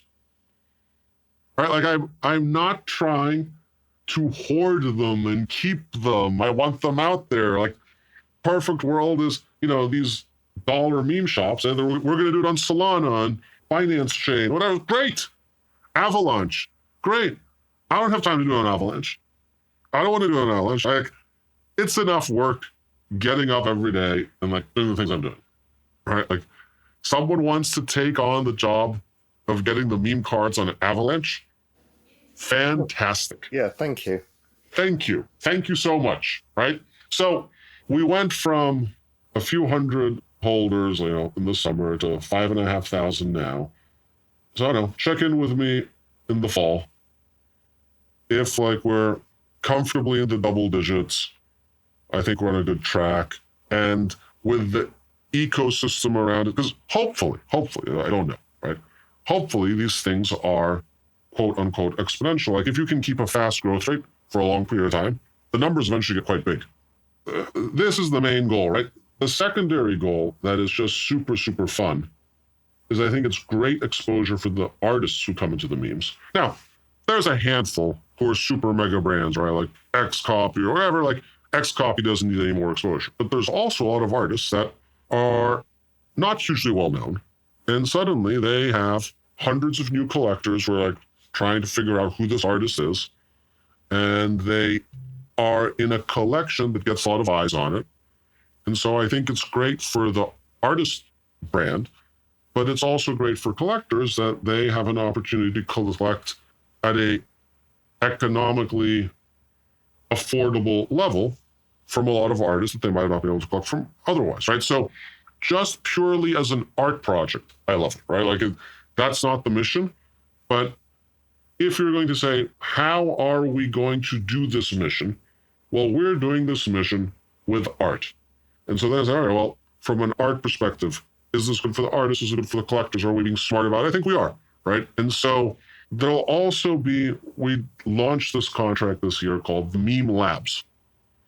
And so this is going to be like a sandbox for the artists that are ready to do the meme card, where they can, so the meme cards have some parameters, right? It's got to be like one of these memes.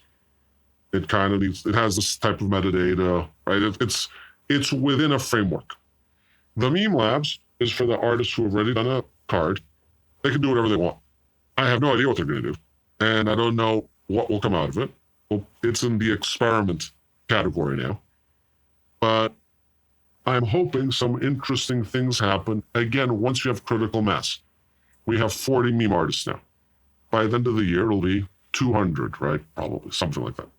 Oh, and there's 200 very creative, inventive people doing, well, maybe something will come up even there that is different than what we're doing. And, most things I think people will do in the labs will be fine or even a quote-unquote failure. But maybe from there, a completely different idea will show up that ends up being effective and drives more visibility to these topics. So overall, I am happy with how it's going, and we're about 1% of the way there. You're interesting because you set yourself clear KPIs, both with and the memes. You've kind of set yourself clear KPIs. Of course. I come from a professional environment. I'm used to doing that. And like, yeah, this is like fun and it's like whatever, but like, shouldn't you know if you're doing things correctly or not? Right? Like the memes have a specific mission, right? And I tell everyone what the KPIs are, right? KPIs are you get more people in the memes and in the re-memes. And if you don't do that, I think it is easy. Let me put it this way. Our competitors, right, Facebook and Apple, I can assure you they have KPIs, right? For sure. Right. So if we can't just be like, oh, we're hippy-dippy about decentralization.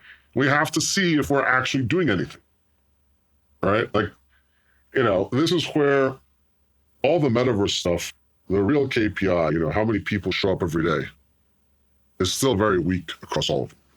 Yeah. Right. And so it's why I think it's important at this stage to have the right values and the right architectural values, but none of them are ready to scale because things scale when people are knocking down your door to get in, right? And the sign of product market fit isn't you're trying to drive usage. The sign of product market fit is your servers are crashing. Right? Like all successful internet businesses, Amazon would go down. ChatGPT is a great example. Right. ChatGPT is going down. Twitter used to go down all the time, right? Netflix used to go down, right? When you're in the scaling phase, you're not worried about incenting adoption. You're worried about how you can plug in more servers to the wall, right? So we'll know it. We'll know we're winning when the site's going down, right? It's one of those, like, I'll throw this to the audience as sometimes people come to me and say, oh, I don't think this is going to work. Why is this not going to work? Whatever this is, right? There's some third-party product, service idea. They're not going to be able to operationally scale. This is literally never the problem with startups, right? All the failure cases are in startups. All of them are, nobody wants to use your service. Yeah. The failure case is never... This is what makes me laugh about the Solana breakages. It's because of excess use. Right. Like the failure case is never too many people like your product. When too many people like your product, eventually you'll figure out a way to serve those people. Mm-hmm. Right? When nobody likes your product, most of the time, you don't figure out a way to serve those people. Right? Like most founders do not solve product market fit. So operational scaling problems is a founder who has found product market fit and now needs to fix execution. But execution is much easier to fix. You go hire people who have run high performance, blah, blah, blah, scalable internet services, blah, blah, blah, and it's fixable. This was an issue from the 90s. Oh my God, video is going to break the internet. There are articles and video is going to break the internet. It's not going to work. We're not going to ever have video on the internet. We're hearing that about the metaverse now, by the way. Of course. Oh, there's not enough computing power. We don't have Of enough course. chips. Nothing's going to work. Yeah, okay. This is fine. This is why we're at early days. You had asked about the unit course. Yes. So this is the kind of hyper nerd version of the threads. It's killed me. Okay. It's killed me. It's been so much work. It's like the reason I've been less active in tweeting, because now I have to like make PowerPoint presentations. Oh my God. And I'm really excited about a few things. First of all, I think this is going pretty well. You know, it forcing you to put something in like a presentation form like this often tests if you actually know what you're talking about, right? Because you might think you know what you're talking about, and then you go and put it down, and you're like, well, what am I supposed to, like, the best way to learn something is to teach it to someone, right? And when you go put together because my tweet storms, yes, they're also a form of teaching, but they're a little bit more personal sometimes. I'm not trying to like get necessarily all the structured knowledge out. PowerPoint slide forces you to be structured, and you say, oh, I actually don't know the answer to that, right? Like, and then I find myself Googling to figure out like what U.S. trademark law says about whatever, right?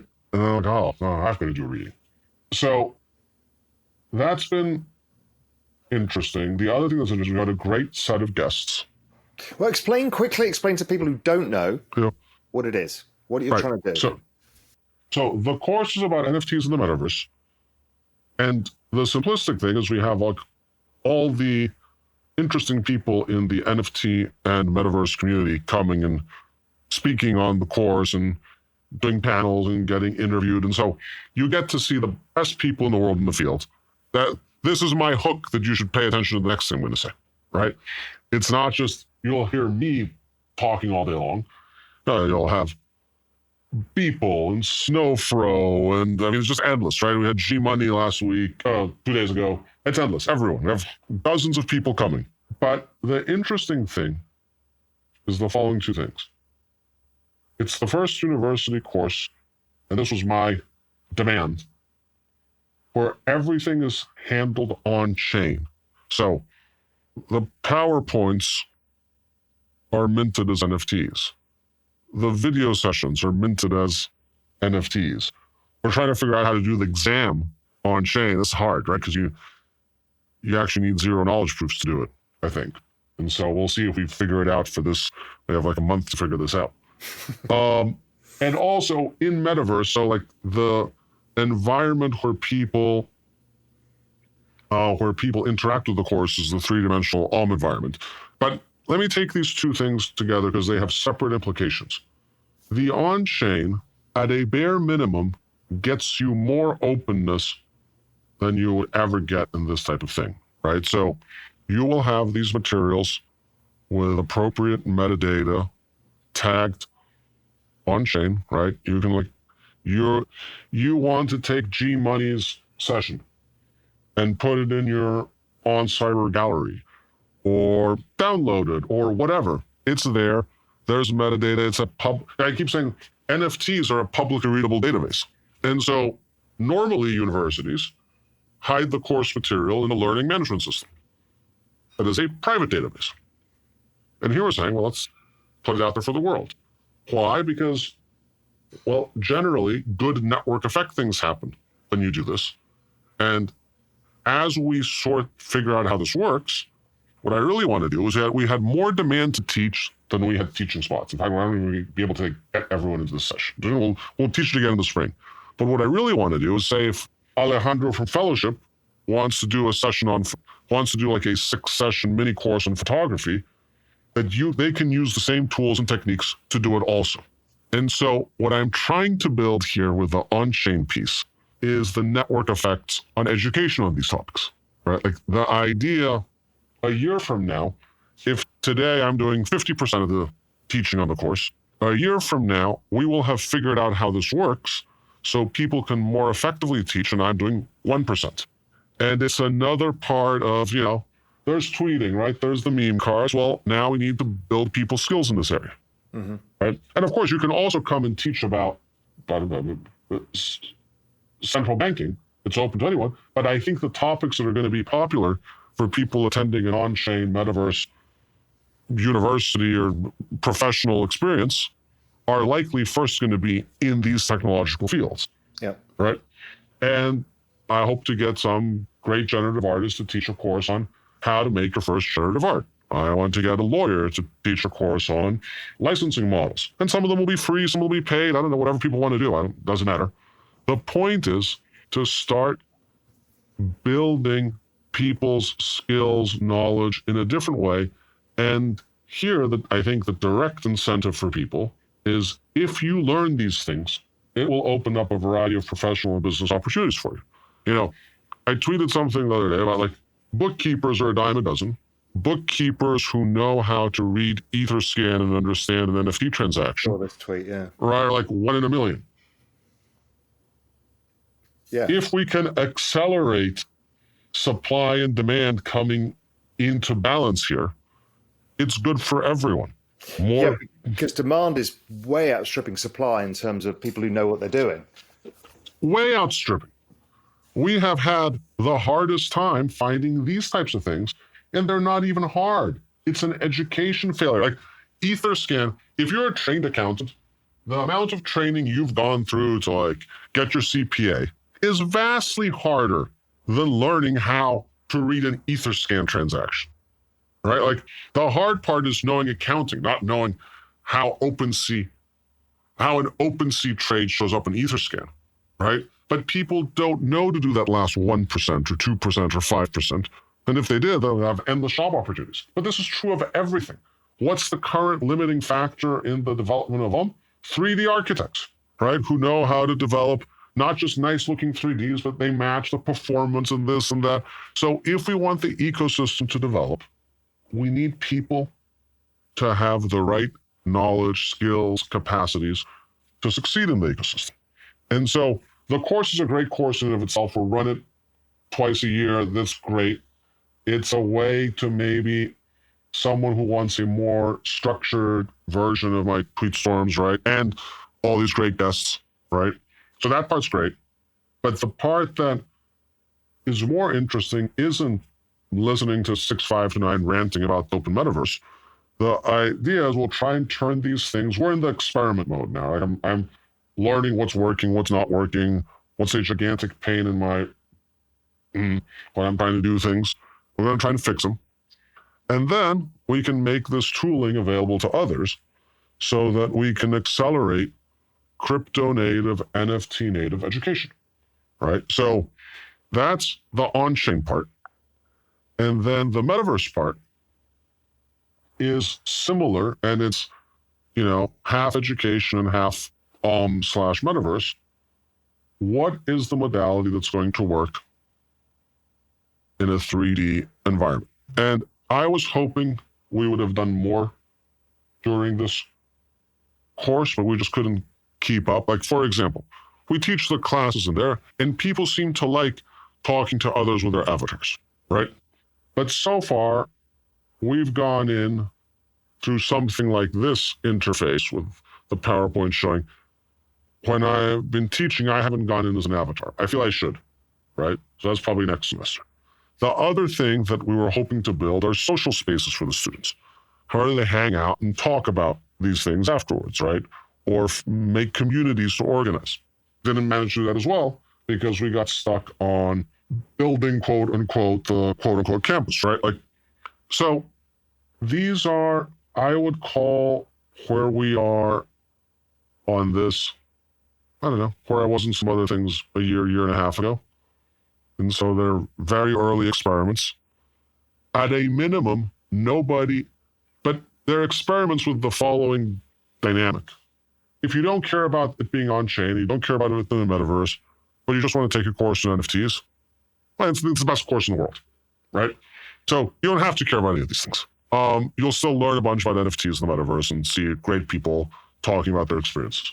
But what I'm trying to solve isn't that part per se, is trying to think how you can do something fully on-chain. And that, you know, it's really interesting, right? Because if you go do a MOOC from, I don't know, Stanford, you're going to go in a lot of databases to get that MOOC done. the learning management system, some type of CRM, probably some type of student information system, and possibly some accounting system. How are you going to get billed? And so how do you get this to operate on chain? And if people are, because they're like, oh, I believe in decentralization, I'm going to spend all my important life activities in centralized databases. We haven't done anything. So I think we can see the pathway now for art. Well, the other pathway here is clear to me. Another, no-brainer, obvious one is just certification. Well, yeah, that's what I mean. Yeah. I mean, at scale, everybody. I was actually speaking to the team at LinkedIn who were looking at this, and they're looking at certification on chain, so you can prove it. So I think that's just another big scalable thing. We've talked in the past about airline tickets and, what Ticketmaster are doing with other tickets. Certification. I mean, how many millions of people get certified in all sorts of things every month? Absolutely. I mean, at the end of this course, the certification that you pass the course is going to be an NFT. Clearly. Right?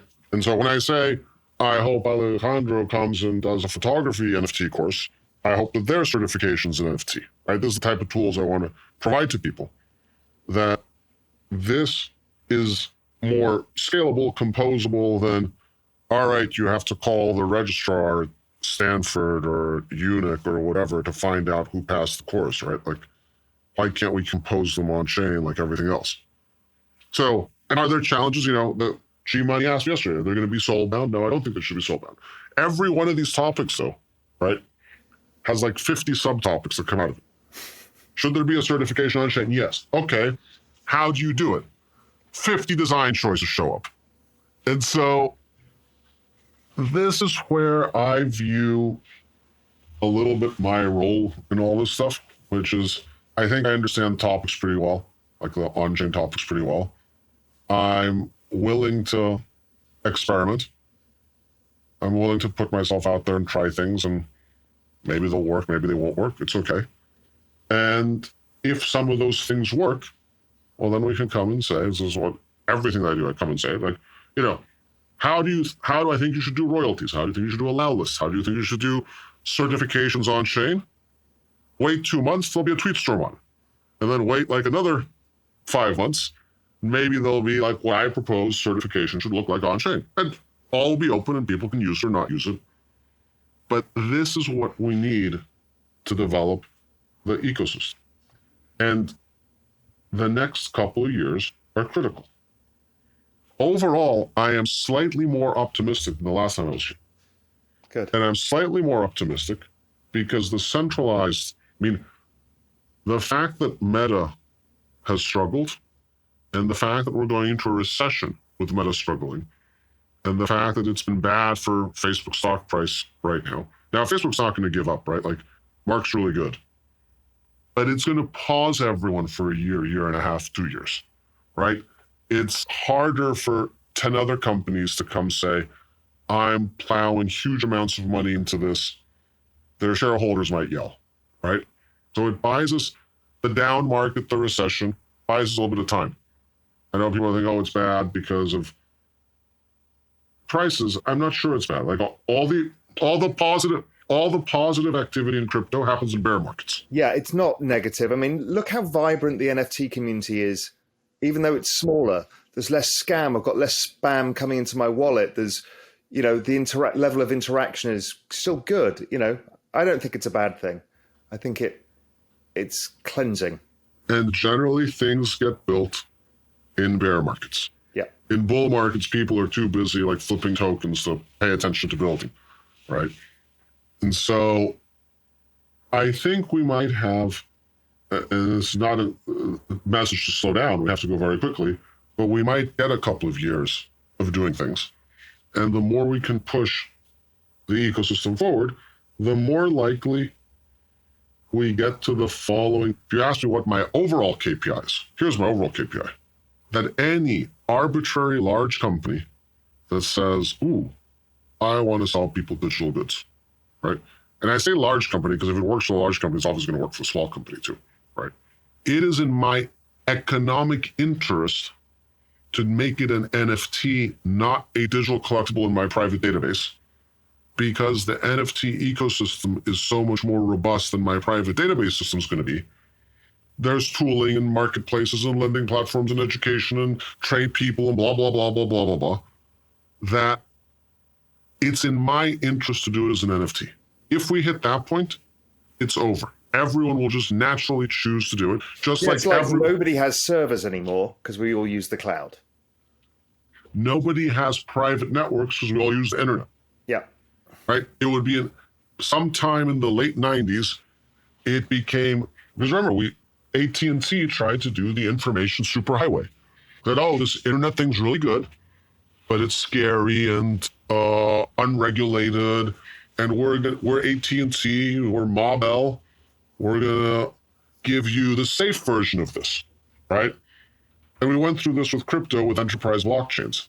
There was nothing I was more sure of before NFTs than the enterprise blockchain thing wouldn't work. And there was like a few years, you couldn't say crypto, you had to say enterprise blockchains and blah, blah, blah, blah, blah. And I'm like, oh no, this is the information superhighway stuff all over again, right? We're going to take this good public protocol idea and try and privatize it, right? And by the late 90s, it was obvious that you should not launch your network presence on AT&T's information superhighway. You should do it on the internet, right? And anytime in everyone's more or less adult life, this has also been true. Imagine thinking you're not going to use the internet, right? No one's going to think that. But this wasn't obvious. I didn't live in France, and I'm too young to ever use it anyway. But like, Minitel was a big thing. I remember it, yeah. Right? Like, that was a private version of an internet, as a type of network run by the French government, for those who know. And nobody's developing for Minitel now, right? Nobody has to like argue to companies that they should use the internet, not Minitel, and that like this is some type of hard decision. If we can get it to the point that representing digital objects as NFTs, as opposed to kind of private server digital collectibles, is the obviously correct answer for large companies. Because large companies are the ones that can deceive themselves and say, well, I'm going to build a developer ecosystem and make my own tooling. Now, obviously, if large companies do it, then individuals are also going to do it. Small companies are going to do it. Medium-sized companies are going to do it. And then the fact that I think organizations and individuals have the incentive to create NFTs to represent their various intangible values to their customers can take us the rest of the way so that by the end of the decade, we have broad crypto adoption. So we have a couple years to make that a reality. And if it happens, I can chill out. So that's my final question. How the hell have you got the time? I understand the energy, right? We're all super busy, but we've got the energy because we're enjoying it. But you're doing a lot, and there's not many of you. Yeah. How do you manage your time? You live in Europe, which helps, although you've got terrible time zone for you. Well, I mean, it kind of helps if you're willing to do what I've been doing the last couple of years, which is just like work waking hours, right? So like you can kind of wake up in the morning, do a bunch of stuff while the Americans are asleep, and then like work in the evening while the Americans are awake, and it works. But like, I think of few things, none of them particularly insightful. One is I work a lot, right? This has not been a work-life balance phase of my life. And I think it is, the reason I'm working a lot is I think it is a window of time opportunity where we can all make a difference in how the world evolves. It was not set in stone that Twitter would be a service. It could have been a protocol, and the world would have been better. It is not set in stone that the metaverse will be a Facebook project. It's not. It might end up being an open platform with NFTs as the ownership layer, and then Meta can have a metaverse application, and so can Disney, and so can Sony. I mean, think about this. Shouldn't Punk6529 be in my wallet, and I can take him into Facebook's metaverse, and Disney's metaverse, and the BBC's metaverse, and Other Side and all these other places? Yes, I think so. I think that's how it should be. I don't think Punk6529 should be linked to only one person's application, right? Which is how it is now. And so this is this moment in time where we can maybe make that happen. And so the motivation and the energy comes from the fact that it sounds kind of absurd and it might not be true, but I think it's true. Like, we can actually change history here, not just, hey, I'm going to work and doing a good job and having excellent professional development in my job and this type of stuff. You're not going to work all day and night for that, right? Like, I mean, professional development and accomplishment is, of course, very nice, but like, I'm far enough along in my career that I wouldn't work this hard just for that. Let's put it that way, right? Like, I don't need to work this hard just for professional development and accomplishment, right? So the fact that you can actually change history, I think, is important. And then one of the things that I'm trying to do, I want the team to be small on purpose. There's actually a point where I'm like, oh, should we make a much bigger team? I got tempted. And I've managed large organizations with lots and lots of people, like 4 digits number of people. So I know what that's like. Mostly it's painful, right? Sometimes it's inevitable, but in all cases it's painful. And they said, I don't think the right answer, the whole 6529 like team is, I don't know, 10 people or something, right? Like, it's tiny. And they say, like, okay, if it's 10 or if it's 100 or if it's 200, does that actually make a difference? I'm like, well, how many people does Microsoft have? Oh, tens of thousands, right? Google, tens of thousands. Facebook, tens of thousands. All of them together, like tens of millions. So it can't be the case that it's particularly different, that we're going to win or lose if we would lose if we have 20 people, but we'd win if we had 100, right? Like, if it's dependent on the number of people employed at 6529, we're going to lose anyway, right? Because they have many, many more. And so this has forced me, I've kind of gone backwards and saying, okay, how should we design our initiatives that they are primarily not driven by how many people we have? So like the meme card is a good example, right? Like, the meme cards cannot succeed if it's, oh, look, we're promising a bunch of utility and we're going to have a bunch of people. Like, we're not going to organize a party for you in New York, right? That's the last thing we're going to do, right? We're not going to make you a hoodie. It's the last thing we're going to do. Like, all this stuff, like, none of that stuff's a concept, right? And so, because the team is small, we lose almost no time on internal stuff. In fact, like, I'm really trying to build in public. I mean, I sometimes just like notify team members of things we need to do, like on Twitter, like on my public Twitter feed, not like in direct messages. I'm like, hey, can you do this? Right? Like, I mean, I don't know. It's weird. I have been way more public about the mechanics of what we're doing in this than anything I've done before in my career, right? Like, the normal things you do is like, oh, well, we have to hide this. It's confidential information. What if our competitors find this out? And here I was like, we're just going to go totally differently. Like, I'm going to think of something that I think we should do, and I'm just going to tweet it. Not like stamp confidential and hide it in the filing cabinet. And so far, it seems okay. It's interesting. Like, I don't know, maybe people are stealing our ideas. I don't know, but like, that doesn't seem to matter. It doesn't matter because it actually adds to your KPI. Yeah, right? Really? But like, it adds to KPI, but I don't know if it's even mattered in like our own effectiveness. I mean, on a per head basis, I think we're super effective. Like, we're doing a lot of things on a per head basis. And so, but okay, to really answer the question you're asking, there is a hard limit, and the hard limit is like, I sometimes need to sleep, right? And so, like, I can't do this pace for a decade. It's impossible, right? And for the message and the mission to scale, it has to network. The network has to take it, right? Yeah, you can't carry the network yourself forever. No, that just won't scale. It's not possible. Like, there's no important social change does not come because someone individually does things, right?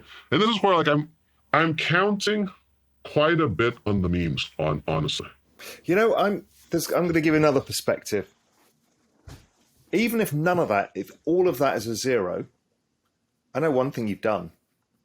There is a big group of people at Meta, at Google, at Twitter, at every one of these organizations that has listened to what you've said. And they're fighting the fight from the inside.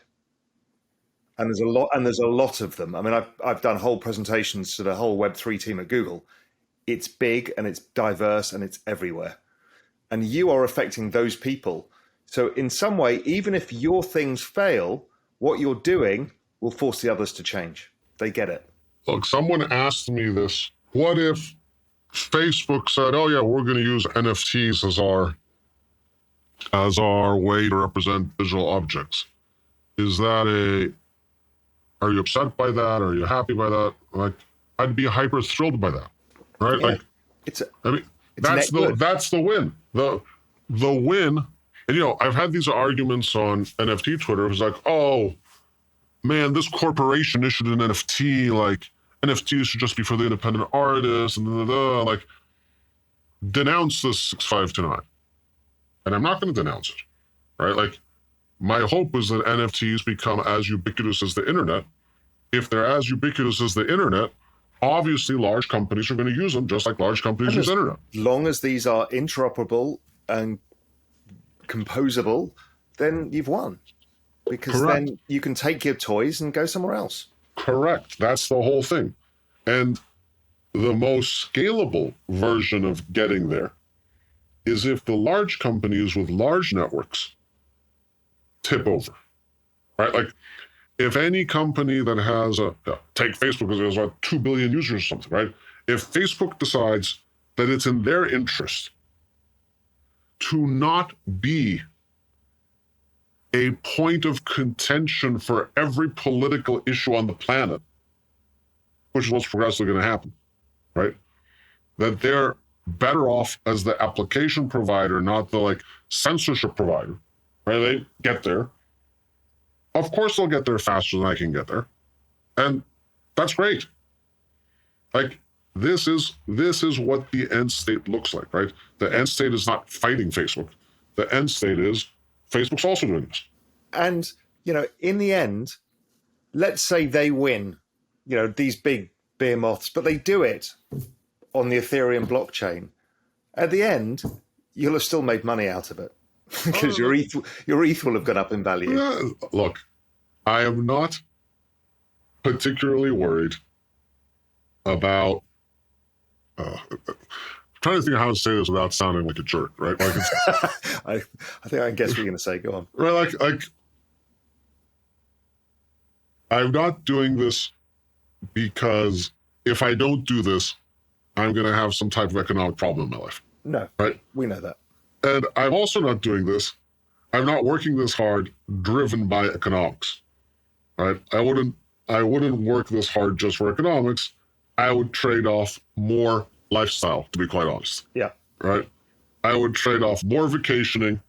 If it was just like, hey, 6529, you'll have some more money in your bank account, but like you're working every night till midnight. I'm working like I was working when I was 22 in New York, and I had to like prove myself as an analyst, and I made what back then seemed like a lot of money. I made $40,000 a year. So it seemed like an awful lot of money. And like, I was like, oh, I got to get that promotion to go to 48. And I remember that. And I'm going to work 80 hours a week and weekends and all this stuff. And like, there I was like professional career and like all the initial ladders. Oh, you get the new title, and you tell your mom, look, I got promoted and like I got a $5,000 bonus. I can't remember. I was so proud, right? And I was 22. It was very exciting. I got a $5,000 bonus, right? No one had given me $5,000 before then, right? Like, Mom, I got a $5,000 bonus. And I don't know, my mom was like, must be very sweet. She's like, oh, it's amazing. Da, da, da, da, da. Oh, like, okay, you got $5,000, right? But, right, like, so I'm kind of working like that. And I've been doing crypto stuff, as we've discussed, for a decade. I believe in these principles, and this feels to me like the highest leverage opportunity I've seen since the very early days to actually drive the results that I think will lead to a better world, right? And so it's one of these things that, of course, someone's going to jump all over this and yell at me on Twitter, oh, rich guy says he doesn't care about money. Well, I'm not saying that. Like, the reason I have money is I care to some degree about my career choices about money. I work very hard to get promotions and bonuses. But like, at this stage, it's not the primary driver. It's a secondary driver. The primary driver is this. And, you know, the faster it happens that I can take the gas off a little bit, it's a plus, not a minus. It's not like I'm sitting here saying like, oh, I hope in 10 years from now I'm working till midnight every night. That's not exactly like personally desirable. No, because you're trading off quality of life, and quality of life is a very, very expensive thing. It's priceless, really. Well, correct. Yeah, correct. And then, you know, you never know, like, when you, and there's these embedded assumptions of like how long your life's going to go. And sometimes it turns out not to be true. Like, I found out about someone at a professional services firm that I work with in different contexts suddenly died, and like was middle-aged, high middle-aged. And I'm sure that person like probably that person thought he had another 30 years of life to do things with, and turned out he didn't, right? So I mean, the reason quality of life is very expensive is it goes, there's a tweet story about this, right? It's, life is way shorter than you think. Yeah. Right?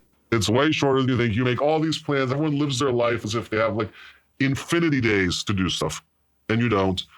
And it always catches you by surprise at the end. And you're like, oh, wait, crap. Like wait, it's over? And like, oh, or friends or family die. And like, oh, wait, I was going to do stuff with them and I didn't. And I was going to tell them things and I didn't. Right? And so one of the reasons you didn't do stuff with them or tell them things is because you're working. Right? Like, I mean, this is a problem of all like ambitious people. Like, you spend a lot of time working and less time with your friends and family. And you always regret that part, right? Like, nothing's free. Right? Like, nothing important is free. All trade-offs. They're all trade-offs. Like, that's being an adult, unfortunately, is all trade-offs. I think until my mid-20s, I used to believe that, like, you could have it all, right? Like, you could deceive yourself in thinking that. Because you didn't have that many responsibilities. You're like, oh, well, I can drink with my buddies and, like, watch the game and do my work. I'm covered. And that's not how it is, right? Everything's a trade-off. Everything costs something, and after a certain point, when there's enough money in the bank account, the thing it costs isn't money per se, right? The thing that's costing is what life experience are you getting more value from? Arguing in Discord with people who thought they should be on the allow list, or spending time with a friend. I don't know. Right now, I'm arguing in Discord with people. I wrote a whole article on this in my Global Macro Investor annual think piece. It was about life experiences. And, you know, I've been very lucky. I've traveled the world, done everything, lived in different countries, done absolutely everything, met everybody. But the one thing I'm trading a lot of those things off for is the experience of this. This time, this place is magic. And it gives you a sense of mission, a sense of purpose, and a sense of excitement about a future. And I'll trade off traveling through the Amazon or climbing mountains or going across deserts or whatever for this, because it's special and it's probably very meaningful too. I think you probably feel the same way. I feel exactly the same way. I keep telling everyone in the NFT world who doesn't realize this, the NFT Twitter community is the Bitcoin community in the fall of 2013. I wrote a thread about the fact that I was at the Ledger event in Paris recently, and it was me and Buck Render and OV, OSF, and a bunch of these people, plus Ian, who's a cool guy, and all of it. And it was like, and then there was music people, and there was fashion people, and it was like being in London in the 90s when everything was there, art, music, everything. And it's just like, it's magical. And everyone's one degree of separation from each other right now. That won't last for another 2 or 3 years. So the part that I think that feels the most like everyone knows everyone, right? You said OSF, and I know who OSF is, right? Like, and I have a Discord chat open with OSF, right? And if we go through all the top NFT people, like, we'll probably know 95% of them, which is how it was in early Bitcoin. Everyone knew everyone. That's right. There was a lot of excitement. There were a lot of interesting things happening. And it was a special time. And then we hit the bear market, right? Which is where we are now. And again, it was kind of quiet. And then what happened? The next bull market, everything exploded, both not just price-wise, but in like scope, right? Horizontally, vertically, geographically. And in the next run-up, you didn't know anyone, right? Like, it was like, I couldn't. And there was a new set of people. That was the Vitaliks and all of these other people who came out of. But just the volume, right? Like, I credibly could say in September 2013, I knew more or less everything that was happening of importance in the Bitcoin world, right? I can credibly say today that I know everything of importance that happened this world and this week in NFT art. In the 2026 bull market or whatever it is, right? There's no way that's going to be true, right? The Brazilian NFT community will be the size of the global NFT community, right? And there'll be like the Indian one will be 10 times the size, and there'll be one just for like landscape photography in Southeast Asia, which will be this size. So, and what will happen, and some of the organizations, some of the people stayed the same, right? Like, you know, Barry Silbert was important then, he's important now, he's important all the way through, right?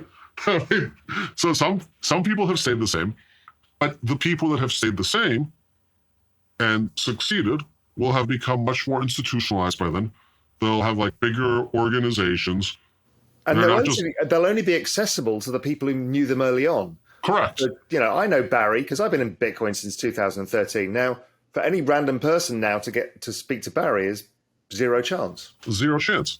And so I keep telling people, enjoy this time now. Me too. It's special. The next time around, it's going to feel in the version of the bull market where everyone makes a lot of money. That's wonderful. It's also going to feel colder. Yeah. It's not going to be this like, oh, look, it's Cath and it's Bats and it's Beeple and it's X, and it's going to be colder. And so part of what I think, and it sounds like it's the same thing happening with you, because I lived it, enjoyed it, and then I know it's going to go away at some point, and it feels that way again. And I say, oh, okay, let's enjoy this. It's not going to be this style for a decade, right? It's going to be this style for maybe another couple of years. It'll be in this style now, so long as we have a bear market. It will go away in the next like mega bull NFT market will go away. Yeah, and so the point being, going back to the original point, is it is a lot of fun when it all feels like this, and you've got all the energy in the world for it. But when it becomes bland and it becomes about business, because next time it's going to be huge corporate stuff and less interesting, the energy will go a little bit. But maybe the metaverse is the next phase of the energy. But let's see. But listen, my friend, as ever, fantastic conversation. Really enjoyed it. It was a pleasure as always. I think in the spring we need to get you on the unit course, and Love then we can flip the script and I can harass you with questions. Love to. Always around. And yeah, I'll see you out there on Twitter and in Discord and in the metaverse. And all over the place. All right, my friend. Great to see you, and good luck with everything. All right, thank you. Get some sleep.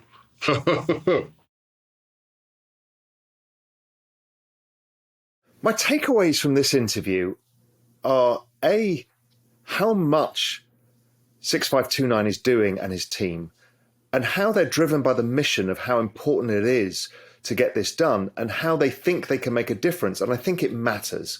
And I think it's profoundly important for the future of our humanity to have a different way of operating online. And there is so much to learn from his philosophical standpoint, let alone his execution. And also take away that he's asking you to build on top of what he's doing. And you should do that. If you want to build metaverse experiences, if you want to get involved with his memes or get involved with education, there's the opportunities to drive this space forward, or even just to learn more about it. So another phenomenally good interview, so much in there. I'm going to have to watch it 3 times to get my head around it all. I think you probably will too. Anyway, I hope you enjoyed it. We hope you enjoyed the video. At Real Vision, we help you understand the complex world of finance, business, and the global economy with in-depth analysis from real experts. Join the revolution at realvision.com.